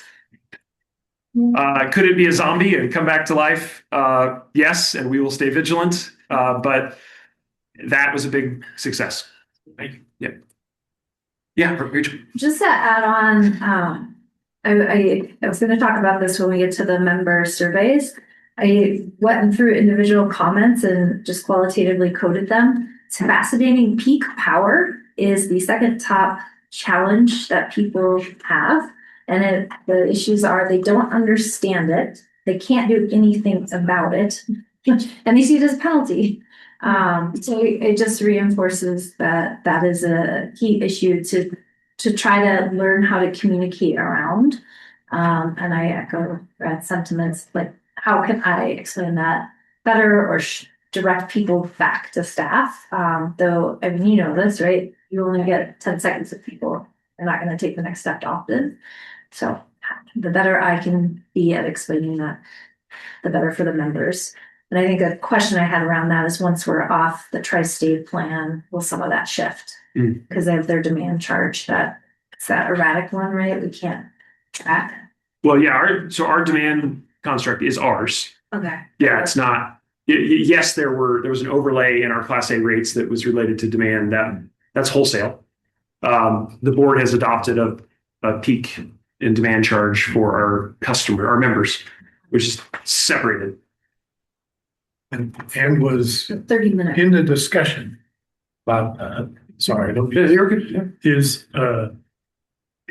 it was because of the demand need of our own distribution system. So we have to build a highway big enough for all the cars, even though it's only used an hour a day or whatever. So that still remains as an issue and a cost for us. It was the 1 30-minute floater. That's a demand charge from a tri-state. Yeah, that's one. Yeah, Dan, if I can put some clarity, Jen was saying We have two demand Right. pressures, one from Tri-State, one from our One own from us. system. Totally. The one that's reflected in our peak power charge is just from our own system. So if independent of Tri-State, that type of demand is still going to be there because we knew that this could be coming. We've rolled that into more of an energy charge. It still sits there in the energy charge primarily. Now, there may be some large commercial accounts, I mean, especially in industrial account where we are very cost-based, that would change because we left Tri-State a different demand structure. And just to be perfectly clear, we still have demand cost in our new purchase power scheme or realm here. It's just, it'll be different. We don't have a demand charge, but we have resource adequacy. Sure. And so all this extra capacity we have to purchase just to meet resource adequacy is a demand and cost pressure. Yeah, and Rachel, just one quick response. So I think we're trying really hard to communicate how members do have control. And so this is meant to be something that members can look at their own habits and consumption patterns and make adjustments and save money. Sure. So we're really trying to set it up that way. I like to remind people almost every dishwasher has the 4-hour delay button on it. That is one of the easiest ways to reduce your peak because what do people typically do? They've finished dinner, they load up the dishwasher and they hit start. Totally. But it's at 8 p.m. when you are using lots of electricity for everything else in your house. And that is one of the ways that people's charge is elevated. So we're going to just continue that messaging, try to empower people to make some small adjustments that help us all save money. Well, and I think that's the takeaway. Yeah. Is if you have a large percentage of your folks saying they're not getting the memo, it's just a reinforcement of how do we get it out there more. And yeah, that it's not getting out there yet. Yeah, Christian? Yeah, they're getting the memo, they're just not getting the memo. Yeah, they're not Right. getting the memo. So I'm a big fan of time of use, and I would like to, I hope that we continue to look at it as, does that work better? Does that give our members more flexibility in how to control? We still get our answer of, yes, we're getting people off of our peak times, and that's still important. It helps us manage our system, but it gives them a little more flexibility in how they do it. Right now, you have one bad hour a month, you might as well just run your dishwasher all the time because you already blew it because Junior did something, on the first day of the month and now you're blown. So I'm just going to mention time of use because as we go forward and as we start seeing what our new time constraints are going to be starting in April, I think time of use and mandatory time of use, opt-out time of use is maybe a way that we should be looking at. I'm trying to bring us back up to where we are on the agenda. And it's all good topics, but my only flex here is your break time. So yeah, we are already eating into the break time. All right. Well, folks are all right with it. We'll go on. I've got kind of two more things I want to cover in staff reports. One is a chance to take a look at the NRECA survey results. We've got a short presentation that's in the board packet on that. I do want to point out the reason that a little bit of that material needed to be an executive session is because some of it is non-public, meaning our comparisons to other entities we could not make available publicly. So want to make sure the board can see that, but I just want folks to know that's why. It's NRECA. That's a requirement. That's right. For utilizing their data. That's correct. Okay. So we can share it with the board, but we can't share the comparison data more broadly. So that's really all the distinction between those two. It's a very small set of data that we put into executive session. All right, can we bring up the survey results? Rachel. So one thing I want to be really clear about when you look at this data, I guess it'll be on the next slide, because it colors my entire way of viewing this data, is that if I got this right, of 477 surveys, 150 of those are opt-in, self-select. Well, I'm going to talk about that with great detail in just a second. Can we hold that one? Yeah, sorry, I just didn't want to start looking at numbers because to me, I can't really rely on it. Yeah, and I think just as a kind of opening comment, this is extremely useful data for us. There's a lot to learn here. We've got direct comments. We've got kind of the aggregated data. We're going to share that here in a second. But I do think we need to understand the methodology, who participated and who didn't. That needs to help us make sense of what do we have on the page. And so I'm going to spend a little bit of time on that methodology piece. So we can get that back up. And we'll go to the next slide. All right. So with that in mind, let's take just a moment to level set on what happened here. And this approach actually is slightly different from the historical data. So that in and of itself means that there is some skew or some differentiation.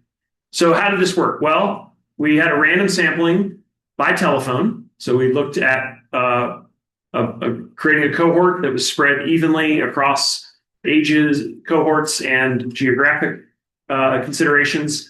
We had 100 complete. We had 269 refusals. You can see the response rate there. That took about 12 minutes. So that arguably is kind of the most random piece. But of course, you got people still opting in and opting out because you can just say, no, thank you, click. And we had 269 people do that.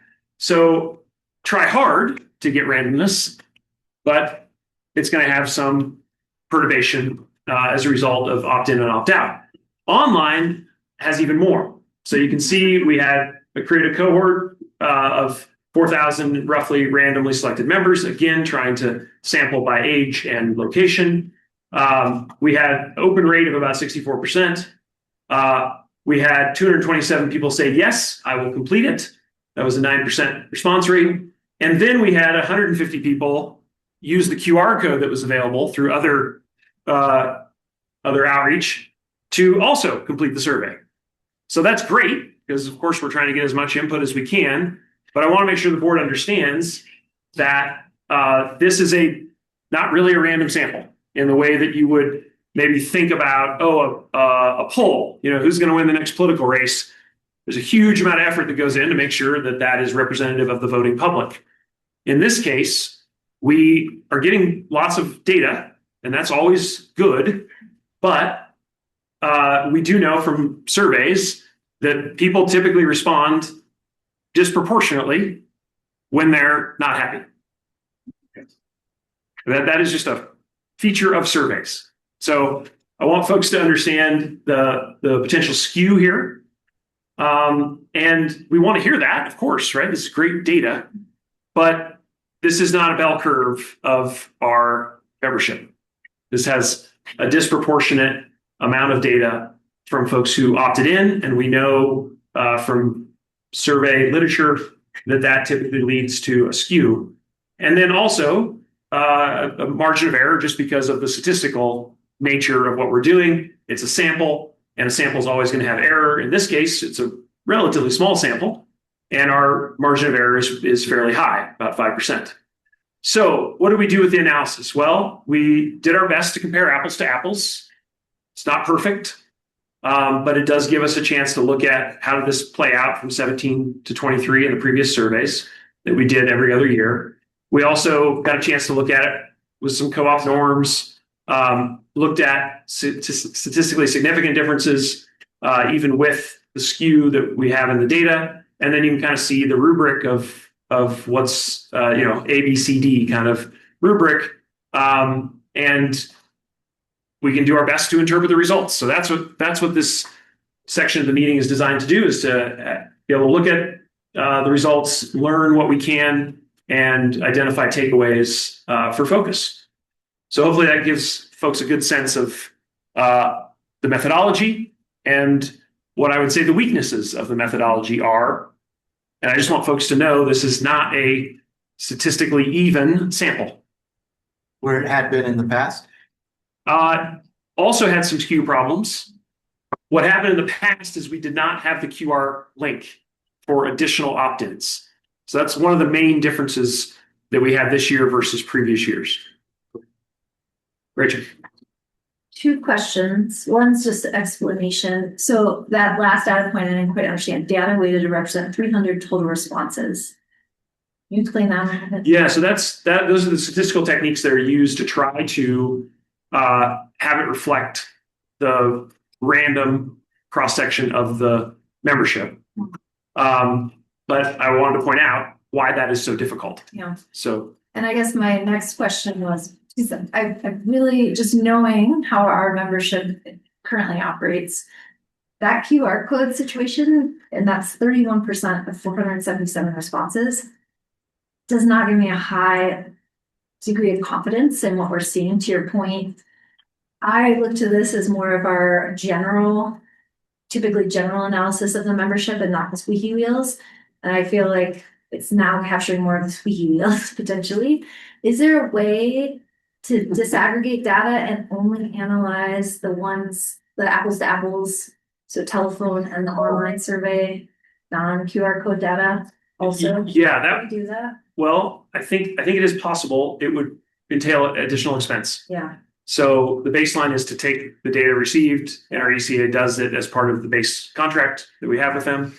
And so I'm not saying it's impossible, but it would entail extra expense, and we'd have to make a budget adjustment if that is important to the board. Yeah. All right. So let's go ahead and get into some of the results. This is the best attempt to try to do apples to apples. You can see the change. The satisfaction did drop, but not precipitously. And then you see some more major drops from some of the other categories. So I think everyone in this room is aware this was a survey that went out in September. What was happening in September? Well, right after the election and before the news about rates. So just so folks remember, like, where were we in September? That was the general conversation that was going on at that time, and I think that's reflected in some of these numbers. So those are some initial reactions that I think might be useful for the board to kind of rewind the clock in your head. What was going on when the survey was happening? This was in mid-September, and kind of what information were people looking at that might have been responding or that did respond. All right, let's go ahead and keep going. We've got a very similar here to the kind of overall score. So what you just saw was the 4 subcategories. Now here's the overall score. And I do want to point out, and you'll see more detail on this in the executive session, the 75 is still similar to most of our industry peers. Co-ops are typically in between 75 and 85. So we're now on the lower end of that with these results. But again, in the context of our incoming data. So let's keep going. Here's some of the performance attributes. I really want to highlight, the upside here too, which is that we got excellent scores on the friendliness, the courteousness of our employees. I want to call out the MSRs in particular, and all of our folks who are out in the field and dealing directly with our members. That's a great result. But I don't think there's a huge surprise that our lowest score here, sub 4, is the folks who felt like the tri-state vote in particular, which was very much in the mix at that point, is a cause for concern. And that was expressed to us in lots of different formats. And so I guess I'm not super surprised by that coming back in this survey. But yeah, happy to pause here and see if there's anything folks want to take a closer look at. Otherwise, I'll keep going. Brett. So just one quick question. The one that kind of surprises me, and the one right above that, the environmental concern. Mm-hmm. Any ideas there or thought? Yeah, this was one of those questions that likely meant different things to different people. And as I think about the wording of it and how do you ask this question, it's very hard to ask the question, and the person receiving it has their own views, right, as they bring that to the survey, and then how they interpret the question is heavily colored by the priors. And so are we getting useful information out of that question? I'm not sure. I mean, we put it up here so we can all think about it and evaluate it. The board is made the decision, hey, we're going to meet or exceed the state goal, and everything we bring to you will do that. What extra information is here that would guide our strategy? I'm not sure.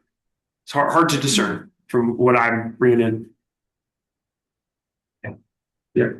Yeah, Dusty, do you have a question? Did the marketing agency design the survey? Is this the same survey that all other and same structure? Yeah, there was the same baseline. There were a few questions that we added. Okay. And those are the ones that are difficult because you don't have anything to compare it to. And so it was basically one of those things, well, while you're at it, ask 3 more questions. And we can do the best we can with the information we got, but it perhaps is slightly less useful because it doesn't have a time series. Yeah. Okay, well, let's keep going. And if I don't know if anyone can see our online participants, please let me know if a hand goes up. I'm watching. Thank you so much, Drew. So making balanced decisions, you can see here kind of the comparison, a drop here. Again, not a huge surprise. And then some of the detail within that. As folks know, we have very diverse membership in lots of different ways, including the seasonal recreational residents, some of whom are included in this data. Keep going. Balancing generation resources. Again, what does balance mean to you? That's can be, but you can see the wording here: strategy of balancing renewable and cost-effective generation resources. I reject the premise of that. You guys know that. We have demonstrated over the last couple of years that many of our low carbon or zero carbon options are actually coming in most cost competitive of the choices that we're looking at. The board knows that from reviewing the RFP responses. That to me reflects some of the bias of the folks at NRECA who developed the wording.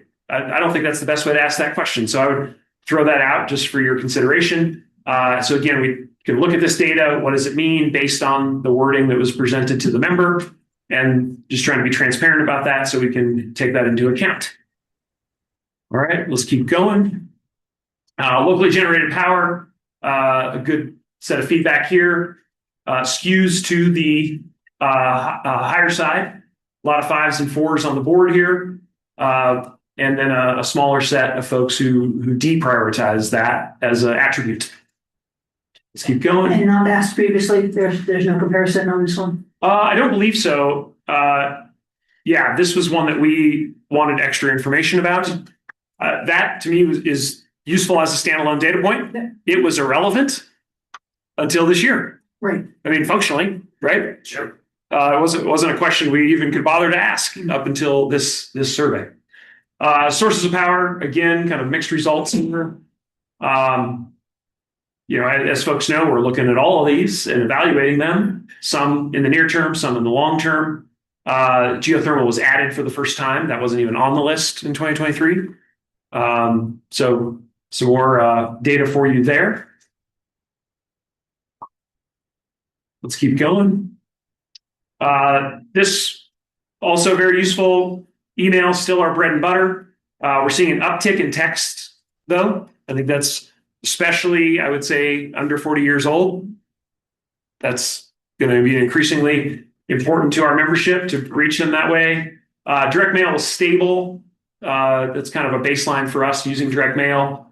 But you can see bill inserts really dropping. And I wanted to point that out because those are expensive. Those cost us a lot of money. And it's something that we may want to consider pulling back on, reducing our frequency, especially with kind of the interest in those going down by almost 50%. Newspaper, nobody's really getting a lot of information from us from the newspaper. Surprise, surprise. Somebody's getting money, though. Somebody's getting money for that. Website, fairly low engagement. As folks know, we are refreshing our website this year, trying to integrate it with everything else you see on the board. And so we think that's going to help drive additional engagement there. Tim. Yeah, the website one is really kind of surprised me at how low that is. It's stuck 3%, it looks like, from the previous one. Yeah. And I mean, no offense to anyone who would help design or put that together, but I've always found it really, really difficult to use. Very confusing. And yet we continue to tell people to go to the website to get this information, and the data is just saying they don't go there. Well, what I would say is this is sort of where do you go? I would say the website is still really important for us because we'll send a link by text. I agree. So, we kind of need a place that folks can go get more detail. That is working okay, but I don't like our website either. As folks are aware, we're planning to make some major changes to that this year. We'll have control of it for the first time. This is one of the other benefits of some of the transition that we're doing is now we'll have full creative control and be able to use modern techniques to integrate it with the other channels. And that has not been an option for us other than just links. So I think this is going to get a good upgrade. All right. I hope that we will see a difference in the next survey in 2 years. Yeah. But I will say that again, the under 40s do not go to web browsers to find info. There's this I don't mean to there's not some line in the sand at 40 years old. But the trampoline park there is very there is age correlation. Put it that way. So watch yourself, young man. Well, listen, I just had a birthday with a 0, so and it was not 40. But yeah, isn't that incredible? So yeah, some great feedback here, but I think it's reinforcing to me that we're still getting great engagement from our email. In fact, it went up. Yeah. A big applause to our team that works on the emails because I think we've tried to up the amount of graphic content, infographics, videos, more engagement, and we're getting higher click-throughs as a result. So that to me is one of the positives I take away from this slide. Sure. Yeah. All right. Let's keep going. This is sort of an assessment, pretty normal here, I would say, kind of hovering around 4. And you kind of come to your own conclusion about the small differences, not really statistically significant. We're kind of hovering around 4 across these categories. Lots of room for improvement. And we're going to be giving our very best to that in this refresh that I just mentioned, and hopefully see positive results. All right, let's keep going. We've got just a couple more slides here, I think. Is that the last one? Yeah, that was it. Okay. All right. So there's the overview of those results. We gave kind of the full enchilada, 160 slides, I think, or pages or something like that of granular detail that allow the board to kind of dig in a bit more on areas that you're particularly interested in. But I thought it was really important for us to have a summary, a chance to look at it all together. And so with that, I'll pause, see if there are any questions before we move on to our last section. Yeah, go ahead, Tim. So I have 2 questions. One is, to what extent have we made this summary available publicly in the past? Can we do that now? That's one question. Right? And the other is really about how do we want to treat this data that we've got? I like Rachel question the validity of this new methodology or this an introduced element of the methodology, which, when it occurred was during the time of the release of this. It wasn't a discussion we had about methodology beforehand, and I can recall. And so it was very surprising to me. And I think this now becomes a real outlier in terms of our data over many years. So I'd like us to be able to provide summary to our members, but I'd also like us to really assess whether this one is an outlier. And if so, what can we glean out of it that is highly useful? Because I think getting feedback, even in this level, I don't think we should over stress it, but I don't think we should undercut it either. There's a message here, and we need to take some of that message and decide what we want to do with it.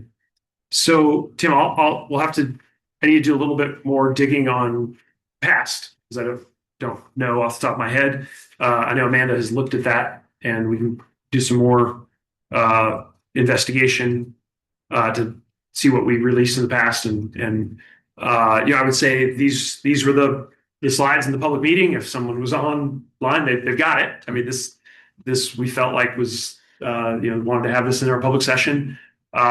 So I think these are public slides at this point. As I said, there are a little bit of data that we will have in exec just because of the confidential nature of it.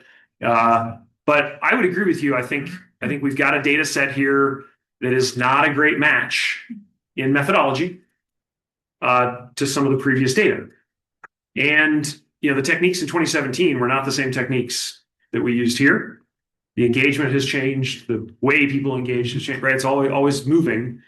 And this is our last survey with NRECA, the commitment that we've had. We can re-up it if we want to keep doing something similar. There are methodological problems here that I don't love.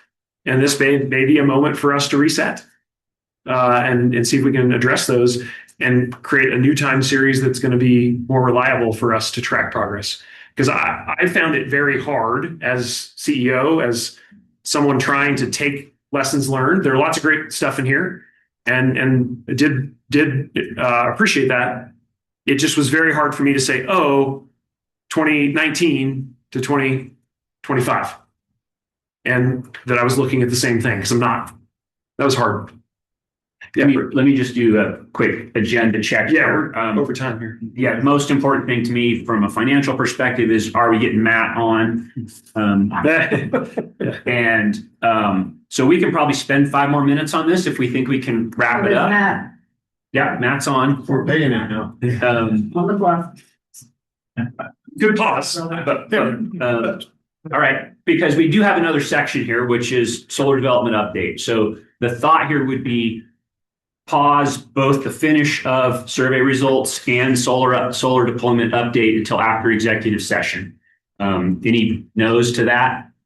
Okay, we're doing that. And can you guys wait on a break until we get Matt into executive session and off? So that's probably 15 minutes. Okay, I got the soul drop. You can go and have a break. I'm not telling anybody they can't get up and walk out. Okay, then we will jump ahead to attorney update in the agenda, and we'll pass the floor over to Matt. Thanks for joining us. Yeah, thanks, Ted. Nice to see you guys, and hopefully I can probably help out with the schedule here a little bit. I don't have a huge update today. Just 2 things. One's on the FERC side, one's on the FERC in the appellate court side. December 29, the commission, FERC, issued a letter basically accepting Tri-State's rate case settlement.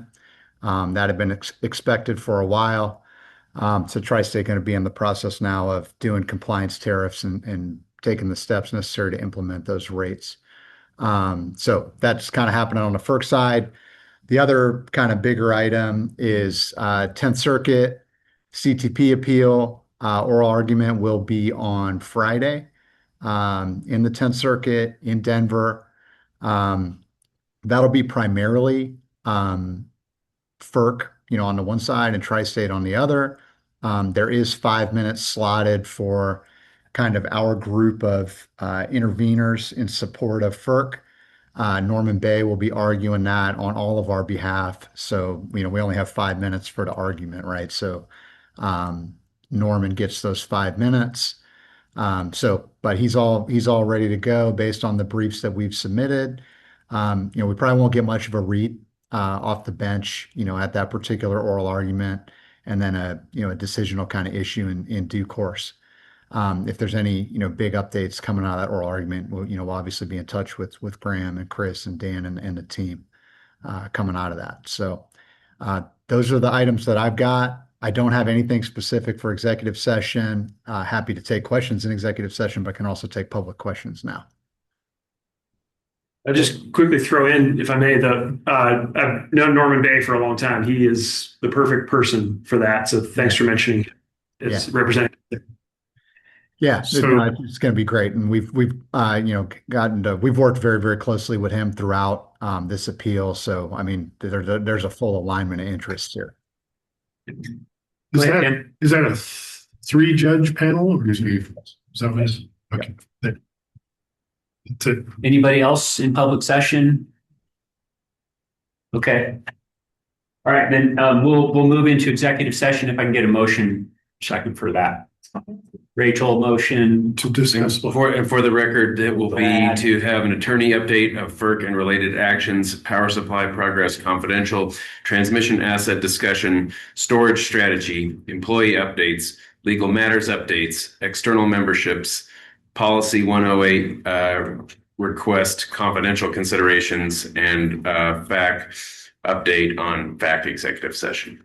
Good with that, Rachel? As the motioner, seconder? Okay, moved and seconded to go into executive session.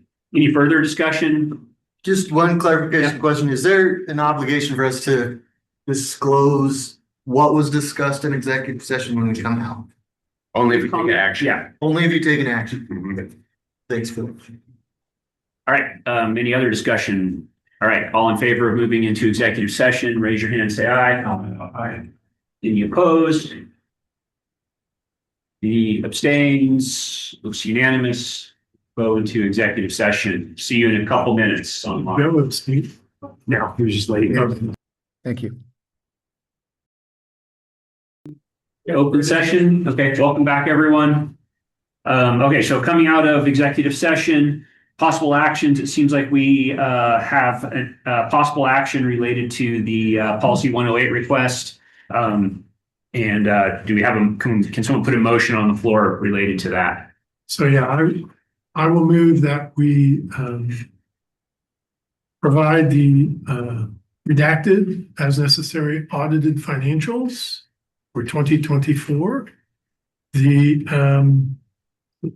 approved budget, balance sheet and cash flow for that same year for 2024, and offer the opportunity for the applicant or the person requesting this to come and inspect only, no copy, the board budget book redacted as necessary by the staff. That would be at cost of time and materials, which could be estimated if that person wants to come in and do so. Anything else? Thanks, Tim. Okay, moved, seconded by Kirsten. Open the floor for discussion on that motion.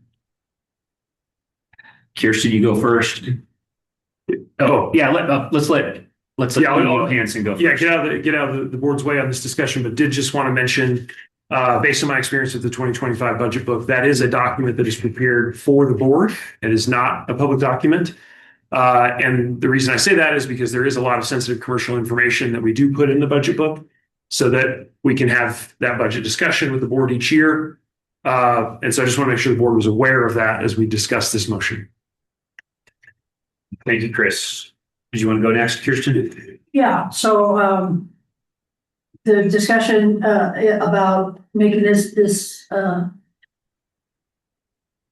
available, part of it was about making it as much available as we can without jeopardizing the business. And we feel that being able to inspect the budget, the board book that we look at as we're making the decision with redactions, as Chris has mentioned, we can't have some of the strategic stuff in there. It is important. Some of us thought that, and those who thought otherwise, you're welcome to speak up. I just wanted to give some context to some of the discussion that we kind of ended up having in executive session because we kind of kept going back and forth between strategy or not strategy. I'll jump in. The first three items that were mentioned in the motion, and correct me if I'm wrong, but don't require a policy 108 request, right? Those are items that are available to any member on request. They're not publicly available on the website, but they're available to any member on request. So I'm totally okay with that. Not that I have any choice in the matter, right? Those are available by policy. I'm definitely against the disclosure of our budget book that as CEO Hansen pointed out was created to be reviewed by the board in development of the budget. I think that the cost benefit on that is really bad. I think that it exposes sensitive information, and the benefit of one member seeing that sensitive information in my mind doesn't outweigh the risk that opens us up to. You can make a motion to that effect. Okay, so I will. I'll move to amend. Although I don't know, I mean, I would just vote it down because there's only one thing in that motion that requires voting. But follow that. I'll move to amend to remove inspection of the budget book from the motion. So the audited financials are available on request. So I guess what you are moving, it isn't actually specifically identified as part of this request. So you are sort of offering it outside of it being specifically requested, as it were. But that said, if the request was, can I see your audited financials for the last 3 years, we would not bring that to the board. We would just provide that. Okay. So I'll just go ahead and stick with that motion, motion to amend to remove inspection of the budget book. See if I get a second on that. Second. Okay, so now we have a subsidiary motion to amend. So that would be what we would be discussing. Any discussion on that amendment? Concerning the amendment and looking at the 2024 budget book, and in my role as a director, my understanding of what would be sensitive and not easily redacted, I don't see any issues that would be of concern. Much of it is already in the Form 7. It ends up in these other things that we see. It may be combined in a different way that helps us to see, but there's nothing in here, again, that can't be easily redacted that is sensitive in my mindset, and I appreciate your input there. Thank you. Rachel. Yeah, I really struggled with this. In not particular this ask, but in general, the policy 108 situation we find ourselves in. I spent 3 hours last night researching best practices on member requests for governance. And we hear very much it comes up in public comments. We spend hours deliberating every month on these. And so again, that is not because policy 108 requests are bad or wrong or any of that. When we look at the limited capacity and resource we as a board of directors have to govern this institution, the amount of energy I'm struggling with this, but the amount of energy we're putting in one-offs and deliberating them versus setting clear precedent, which I guess we have, clear precedent and clear guidelines that are then clean and clear to the public to understand what's in and what's out. I see value in maintaining some clear boundaries, and that in fact is what the best practices state. I think the other thing I'm struggling with this one in its particular nature is our financials. We are a democratically elected group of people that were brought here to serve a duty and a function, and who have spent countless hours becoming experts in this field and our financials, taking classes to understand them, working clearly with our CFO, building the context that takes numbers on a page and allows you to make informed decisions. And so it is in this particular request to just hand over financials. There's nothing in there to hide, but it would be very, very hard to understand, no matter who you are. And so I think, again, I struggle because I see transparency as important. That's giving out factual information, but we do that when we publish our audits. We do that when we publish our reports. And so I guess that's where I'm landing and why I'm sticking with the amended motion. More discussion on the amendment to the motion, and then we'll just vote on the amendment to the motion. Yeah, Nicole. I appreciate that point, Rachel. I'm also struggling with this. One of the things that also gives me pause is, I just heard Chris state that this board book was made for us. And to your point of the amount of time, effort, not only, and then also the duty of loyalty and care that we are exercising when we review it, is different than just the members' right to information. And I really don't like the thought of staff thinking that the next board book they make is going to have to be catered to a public document, because I think that would, that would keep staff, that would put them on their toes.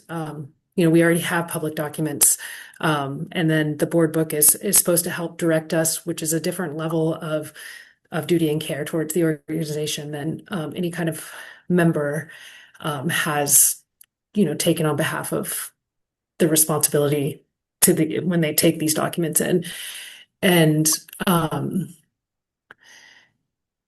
lost my thought.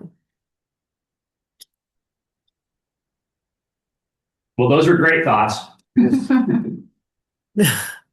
Okay, I'll see if it comes back up. Yeah, well, thank you. Yeah, put your hand back up if it comes back up to you, Paul. Any other discussion? Yeah.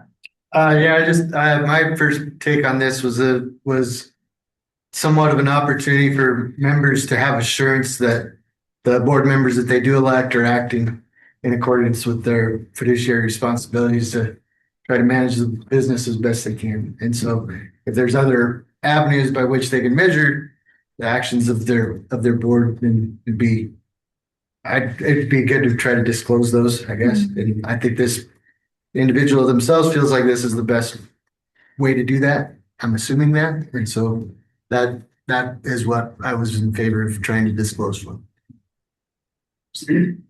Nicole's idea came back. Go ahead. Yes. Thank you for your patience. So also to Rachel's point, I really appreciate you thinking about this so much, Rachel, and then sharing some of that with us. The best practice of being super clear, because there is a lot of time spent deliberating these one-off requests. I think that's an improvement that we're going to be seeing in the 108 policy that we're going to be looking at here shortly. So, this is exactly why we need to really firm up what we mean by what financial documents we're going to be giving to members, because that way we won't have to spend all of this time every time this comes up. Thank you. Yeah, thank you. Anything else before we vote on the motion to amend? Okay, is anybody need clarity on that? We all good with what the amendment does? All right, then all in favor of the amendment, raise your hand and say aye. So 1, 2, 3, 4. Okay, opposed to the amendment? 1, 2, 3, 4. There were 5, I think. So 1, 2, 3, 4. There's only 8. Yeah. So tie loses. So we resume the main motion. Motion fails, right? Motion fails. Amendment fails. Motion fails. Yeah, motion to amend fails. So we resume the main motion as Tim presented. Discussion back on main motion. All back in. Joe has his hand up for. Yeah, go ahead, Joe. Like I said at the beginning of the meeting, looking at our budget, we beat our budget by $500,000. I think that shows quite a disciplined approach to how we run this business. And I think this is a fishing expedition. No matter what we present, no matter what this person looks at and sees, will be criticized. So I'll be voting against this. Thanks, Joe. More comments before we go to vote on the original motion? Seeing none. All right. You got one. We're not voting yet. Is this a comment? No, it's a comment. Go. And so I think it's I was voting. Yeah, there's all these things that keep coming up, and so one of them is precedent, and just to further kind of explain that, the rest of this board meeting, we sit here and we learn and listen and discuss really existential decisions and actions that our staff need to make. And I think one thing, just so folks are aware, when we talk about these policy 108s, the information it takes even to redact, right? It takes someone's time to instruct someone to then do the thing and then to review it. And so one of the things we are also gauging is the 3 hours it will take to do this, like that was an estimate. Is that 3 hours in the best interest of this co-op when those 3 hours could otherwise be spent perhaps negotiating X, Y, and Z. And so I think just know that that is also something we're thinking about and keeping in mind, in addition, I think, to some of the morale pieces that come. So, thanks. I'll just throw one more in on the comments. I really think that we have policies in place that allow access to all the information that we think is publicly necessary, is valuable to the public, and anything beyond that. And this, I think, is the point of 108 in my opinion, is to not just decide if we should give away a piece of allow access to a piece of information, but really to decide if we should be changing our currently stated policies for this unique situation, for a unique request, for a policy 108, this, that, or the other thing, or however long that list of things might be. Should we be changing our norms for this specific case? And in this particular case, I don't think it rises to that level at all. So I'll be voting no on the motion. Anything else before we go to vote?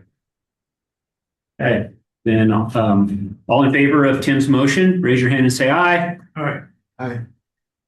Nice. I have to vote for my motion. You had to vote one way or the other, but not for it. Or you can abstain. I mean, Abstain. Yeah. Okay, so I see three. Three. Okay. And all opposed to the motion, raise your hand and say aye. Aye. 1, 2, 3, 4. Nay. So sorry, nay. Thank you for yeah. Okay. Yay. Forgive me. I'm abstaining. Forgive me. And one abstention. Okay, so that fails for lack of a majority. No. Not.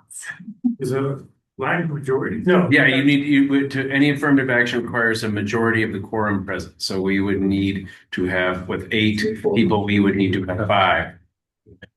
So tie under our bylaws, a tie fails. That's 3-4 to 1. Yes, it's 3-4-1 anyway.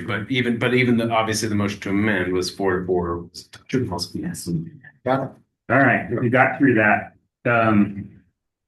Let's see. So that covers section 8, board actions. We're moving into board action agenda. I'm going to throw out an idea here, and I'm happy to have it thrown back in my face. But do we need to do item A, committee on policy votes today?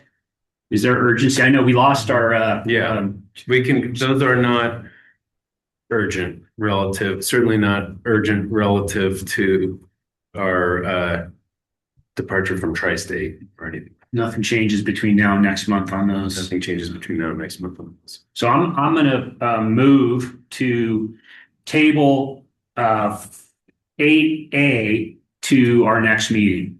Second. Thanks, Kohler. I'd like to hear from Joe if he's okay with that. Moved and seconded.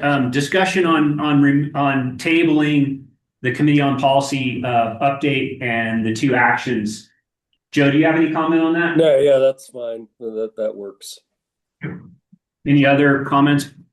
And just to be clear, we will table that till the next board meeting rather than referring it back to committee. So it will appear on the next agenda, but it won't be on Monday's committee on policies meeting. Okay.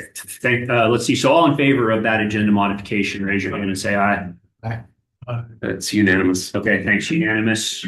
Then we'll move on to B, Finance and Audit Committee update. And also we did. Oh, we skipped something. We skipped the solar deployment update when yes, we when Matt came here. Right? I'm just noting that I'm not. enforcing anything. Yeah, and that is in our packet. Yeah, I'm happy to cover it if the board would like. It's meant to be a set of data on 2025. That's great. So, okay, if there are any questions about that from your packet, otherwise we could keep going if you like. Good year? Great year. Key point being record numbers. Yeah, record installations. All right. Thank you for the update. Put on. But smaller projects, though, it looks like, because there's fewer projects the year before, but almost. Just people are generally putting in bigger projects. Bigger systems, yeah. Bigger systems. Okay, thank you. Where's my bathroom? All right. Thanks for catching me on that, Graham and Chris. So now on to Finance and Audit Committee, Tim. Finally. So I'll try to make this quickly as possible. The Finance and Audit Committee met January 15th. I put the report in your packet. I won't go over all of it again. And there was a one action that the FAC unanimously voted to recommend to the board, which is approve changes to policy 201. And we voted on that, and then subsequent to that, the CFO came back with some slightly different wording, right? So that wording doesn't really change what we had sought to approve and amend, in my opinion. And if it's okay with the other FAC members, I will. I can find his email. Yeah. Hang on 1 second. I will give the updated language that we would. I have that language. So if you got it? Okay. I do. I think so. So the restated language is, and this is in section. Let's see, policy 201, item 2C, which would change the cash reserves as a percentage of operating costs to better align our measurement to match better with financial norms, and what Fitch, our rating agency, utilizes to measure our liquidity and cash position.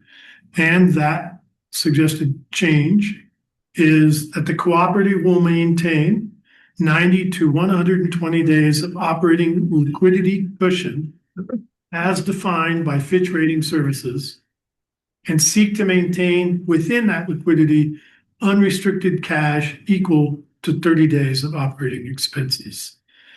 This is a change from essentially a cash only metric. So, because that's coming out of committee, I don't think it needs a second. That's one change. There was one other minor change to.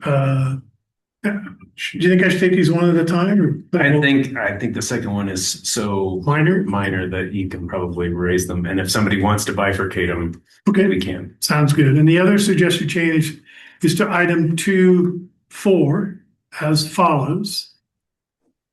The cooperative, we add this word maintain and remove budget and so forth, so that it says the cooperative will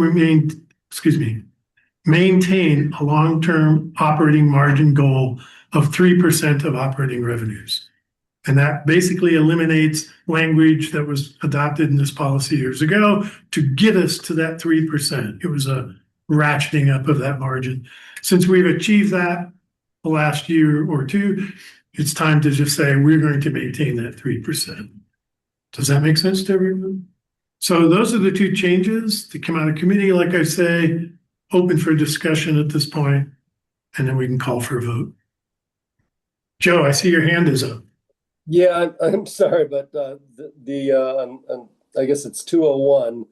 I don't really understand. We've got operating liquidity, and then we got unrestricted cash.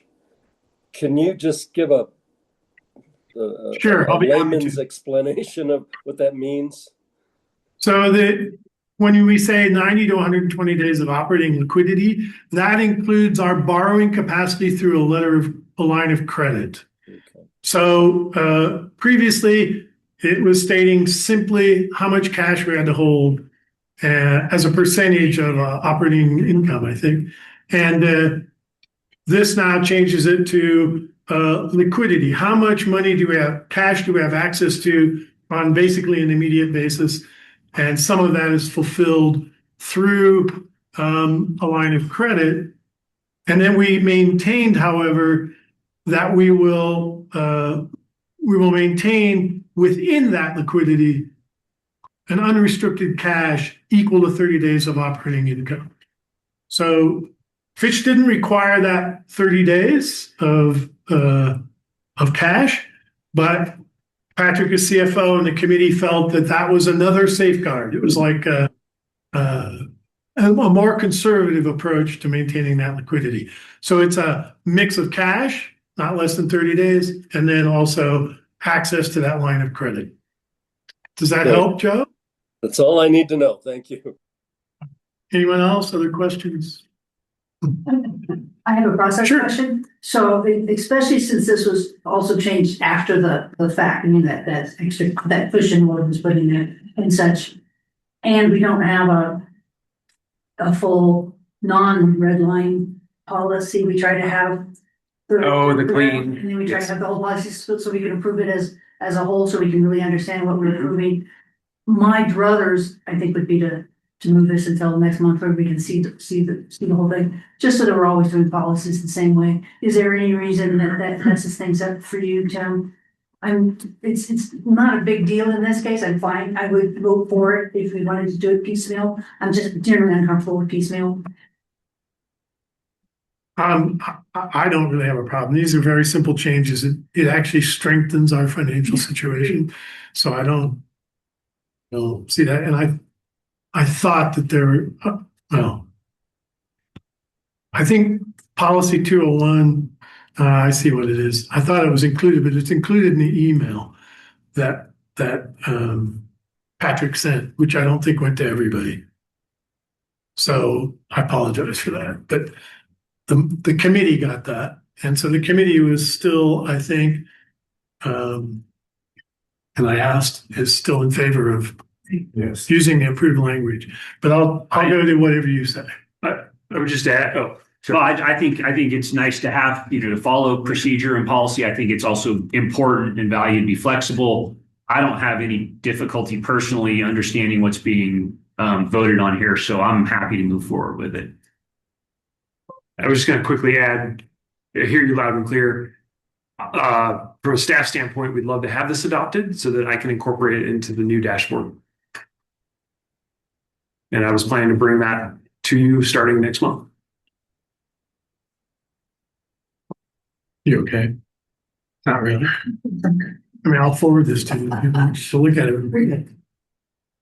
All right. Well, let's go ahead with the vote then. Yeah. So all in favor, raise your hand, say aye. Aye. It's unanimous. I think it's unanimous. Correct. Thank you, Kirsten. I do appreciate it. I know. Nobody can leave the room. Yeah. Thank you for pointing that out. I will try and do that better next time.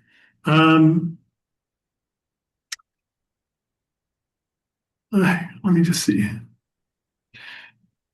There was another suggestion in there, but it doesn't require board action now, which is to review discounted unclaimed capital credit, which we can do. We will look at that in probably February, as well as equity as a key ratio in February or March. So that's my report. If there's any questions on the report, feel free. Joe has his hand up. Sorry, Joe, go ahead. Yeah, I'm just curious on the consultant contractor report. I know we're still spending a lot of money on staking and line locations. It seems like a while back we had talked about trying to bring this in-house, and I just wondered if that's a possibility or where that might stand. It's not really something we covered under the fact. That was probably under Chris's dashboard. So at the end of this packet is the contractor reports, a quarterly report. The and I think appendix, Joe- right. Yeah, Joe, I'm happy to talk with you further on that if you'd like, let you know what our in-house limitations are versus how we're using the contractors. That's a regular update we provide. And we found in that category, it's more efficient to use outside contractors. Okay, that's all I need to know. Thank you. Thanks. So that's it. I'm back to you, Ted. Yeah, thanks, Tim. Nope. So that just bring up something, because we talked sorry. about that this decision can affect what's gonna happen next month. One thing that's in 108 that we were gonna vote on was having committee meeting videos. Yeah, we're not- reserved. Yeah, they're not currently Do preserved. not, so we'll miss a month of those if we don't vote on 108, or we can just say, let's start, and then start the policy later. I don't know, but if we're missing out on something if we don't vote on 108 today. However, we already took it off the agenda, so Okay. make a motion if you want. Okay, I would like, I move that we videotape the committee meetings next month with the thought of approving entire policy 108 in February. This month, Susan, I think there's a meeting next week. Yeah, there's a meeting Tuesday. Yeah. Or Monday. Yeah. What is one? Policy. Okay, I didn't hear a second, so it might be dying. I'll second. Okay. Moved and seconded. Discussion on that motion. Tim. so our recollection was the finance committee meeting was recorded. Is that correct? What we haven't done is like keep them long term, right? So there was a 108 request for a year's worth of these meetings or something like that, and we don't preserve them. We haven't preserved them for posterity's sake, right? And so, and there is nothing on 108. 108 now says that we will do that with our full board meetings, and so the draft of 108 that's been before the board for the last couple of months would expand that to include committee meetings as well. It's something that's technologically available. It's doable. We just haven't been doing it because we haven't been instructed by the board that this is something that we are to retain and post. And so my question around that is, if the January back committee meeting was recorded, if it's can be preserved, then if we do pass that change, we could start that. Make it beginning retroactive of to this January year. 1. Yes. Okay. So, but if it's not preserved, then it's a moot question. Yeah. So maybe is the issue to instruct us to start preserving these? I mean, I guess But that motion was to do that next month. Yeah, it's the policy, is the policy committee recorded? I mean, it's sort of like recorded in the moment, and then pretty much once the minutes are taken care of, we haven't been preserving them. Dusty, how about we do something like this with our motion, and that would be, I move that we preserve the policy committee and the fact meetings for January and up to the time of the board meeting in February. That we vote on that policy. And which time we will be voting. Okay, so the next two, you're saying? Yes. Whichever, COP. whatever has to get. Unless it gets delayed again. Once it gets delayed again, there'll be another motion. Okay. So the vote is. Until such preserve, time not vote is to before. preserve. Okay. Thank you. Friendly amendment. Friendly. Okay with that second? Yes. Thank you, sir. I second the second. Thank you, sir. Okay. Any discussion on that motion? All in favor of that motion? All right. Aye.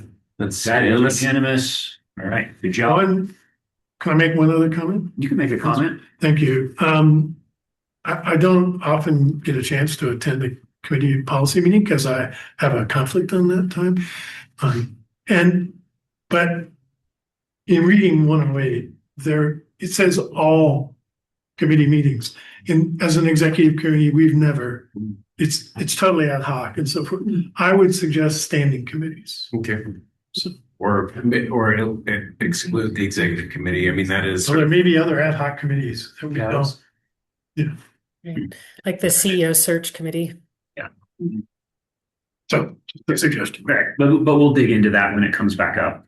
Thank you. Hopefully, I mean, Nicole will dig into that when it comes back up. You ready to get out of that seat?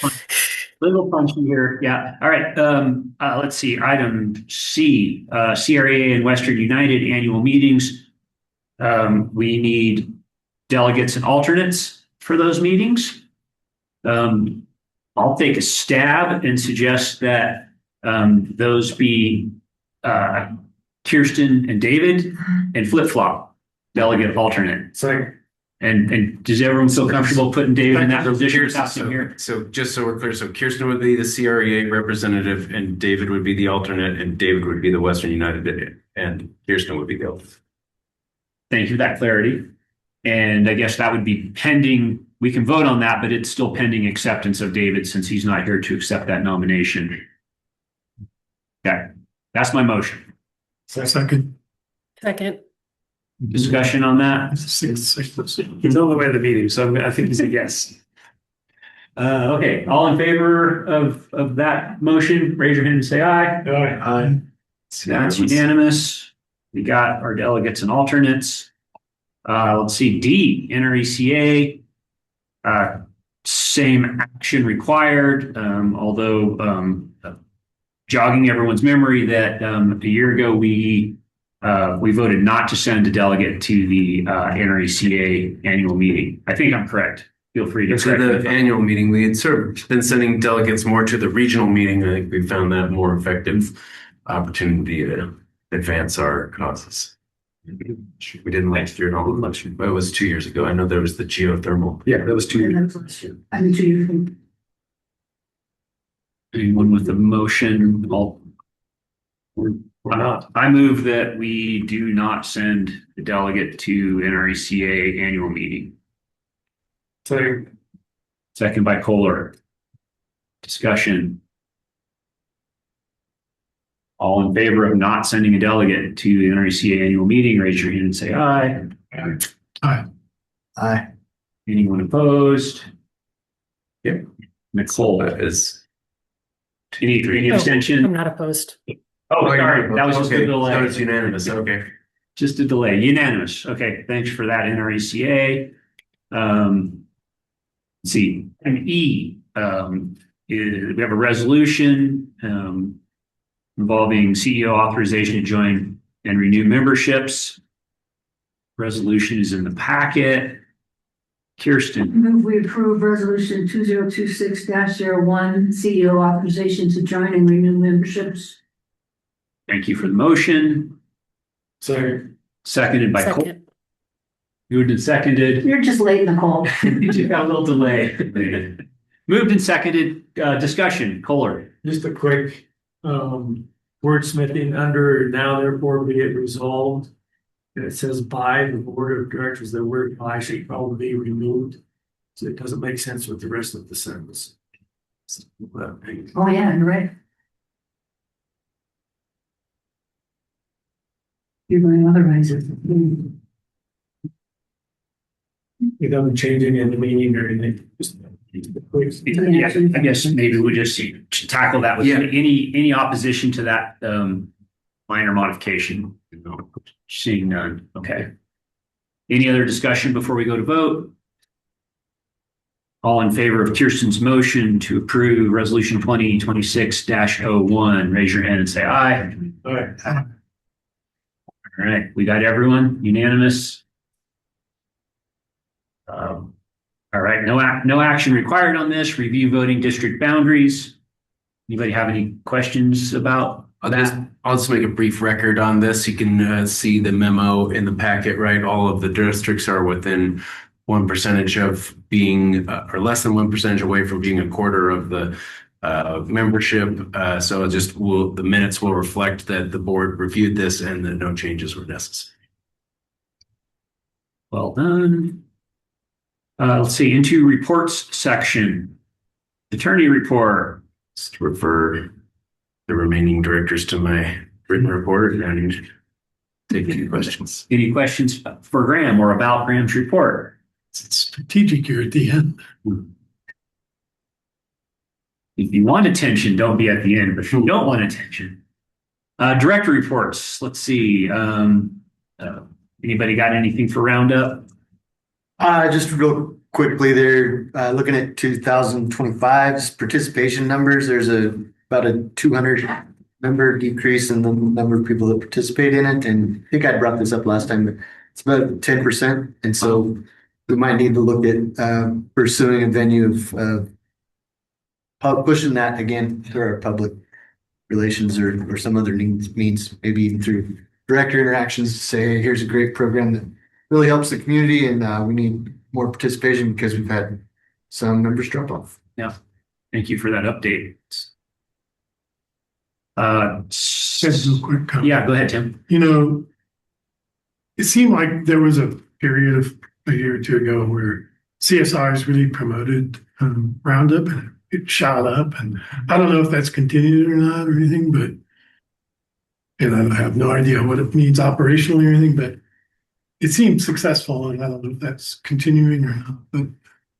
And I might be able to speak to this a little bit, right? This is the 30th anniversary year of Roundup. And so the staff is putting together some promotional events that are geared around that, the recognition of the program being 30 years old. So I think board should look forward to being, and the membership should look forward to seeing those. Even if it's just testimonials from organizations that have gotten funding over the years and what it meant to them and so forth. Oh, yeah, we got a whole. You got a whole thing out on that. So yes, I just wanted to kind of get that out there so that there's some, at least everyone's aware that there was some justification behind just the 30th anniversary, that there's actually a need to approve some ones. Yeah, no, I really appreciate it. It's hard to see those things if we don't get that report. So I appreciate that. Yeah. Joe has a question. Yeah, go ahead, Joe Lewandowski. No, I was just noting the same thing Rusty did on the 10% decline. And yeah, press on that through the newsletter or news releases.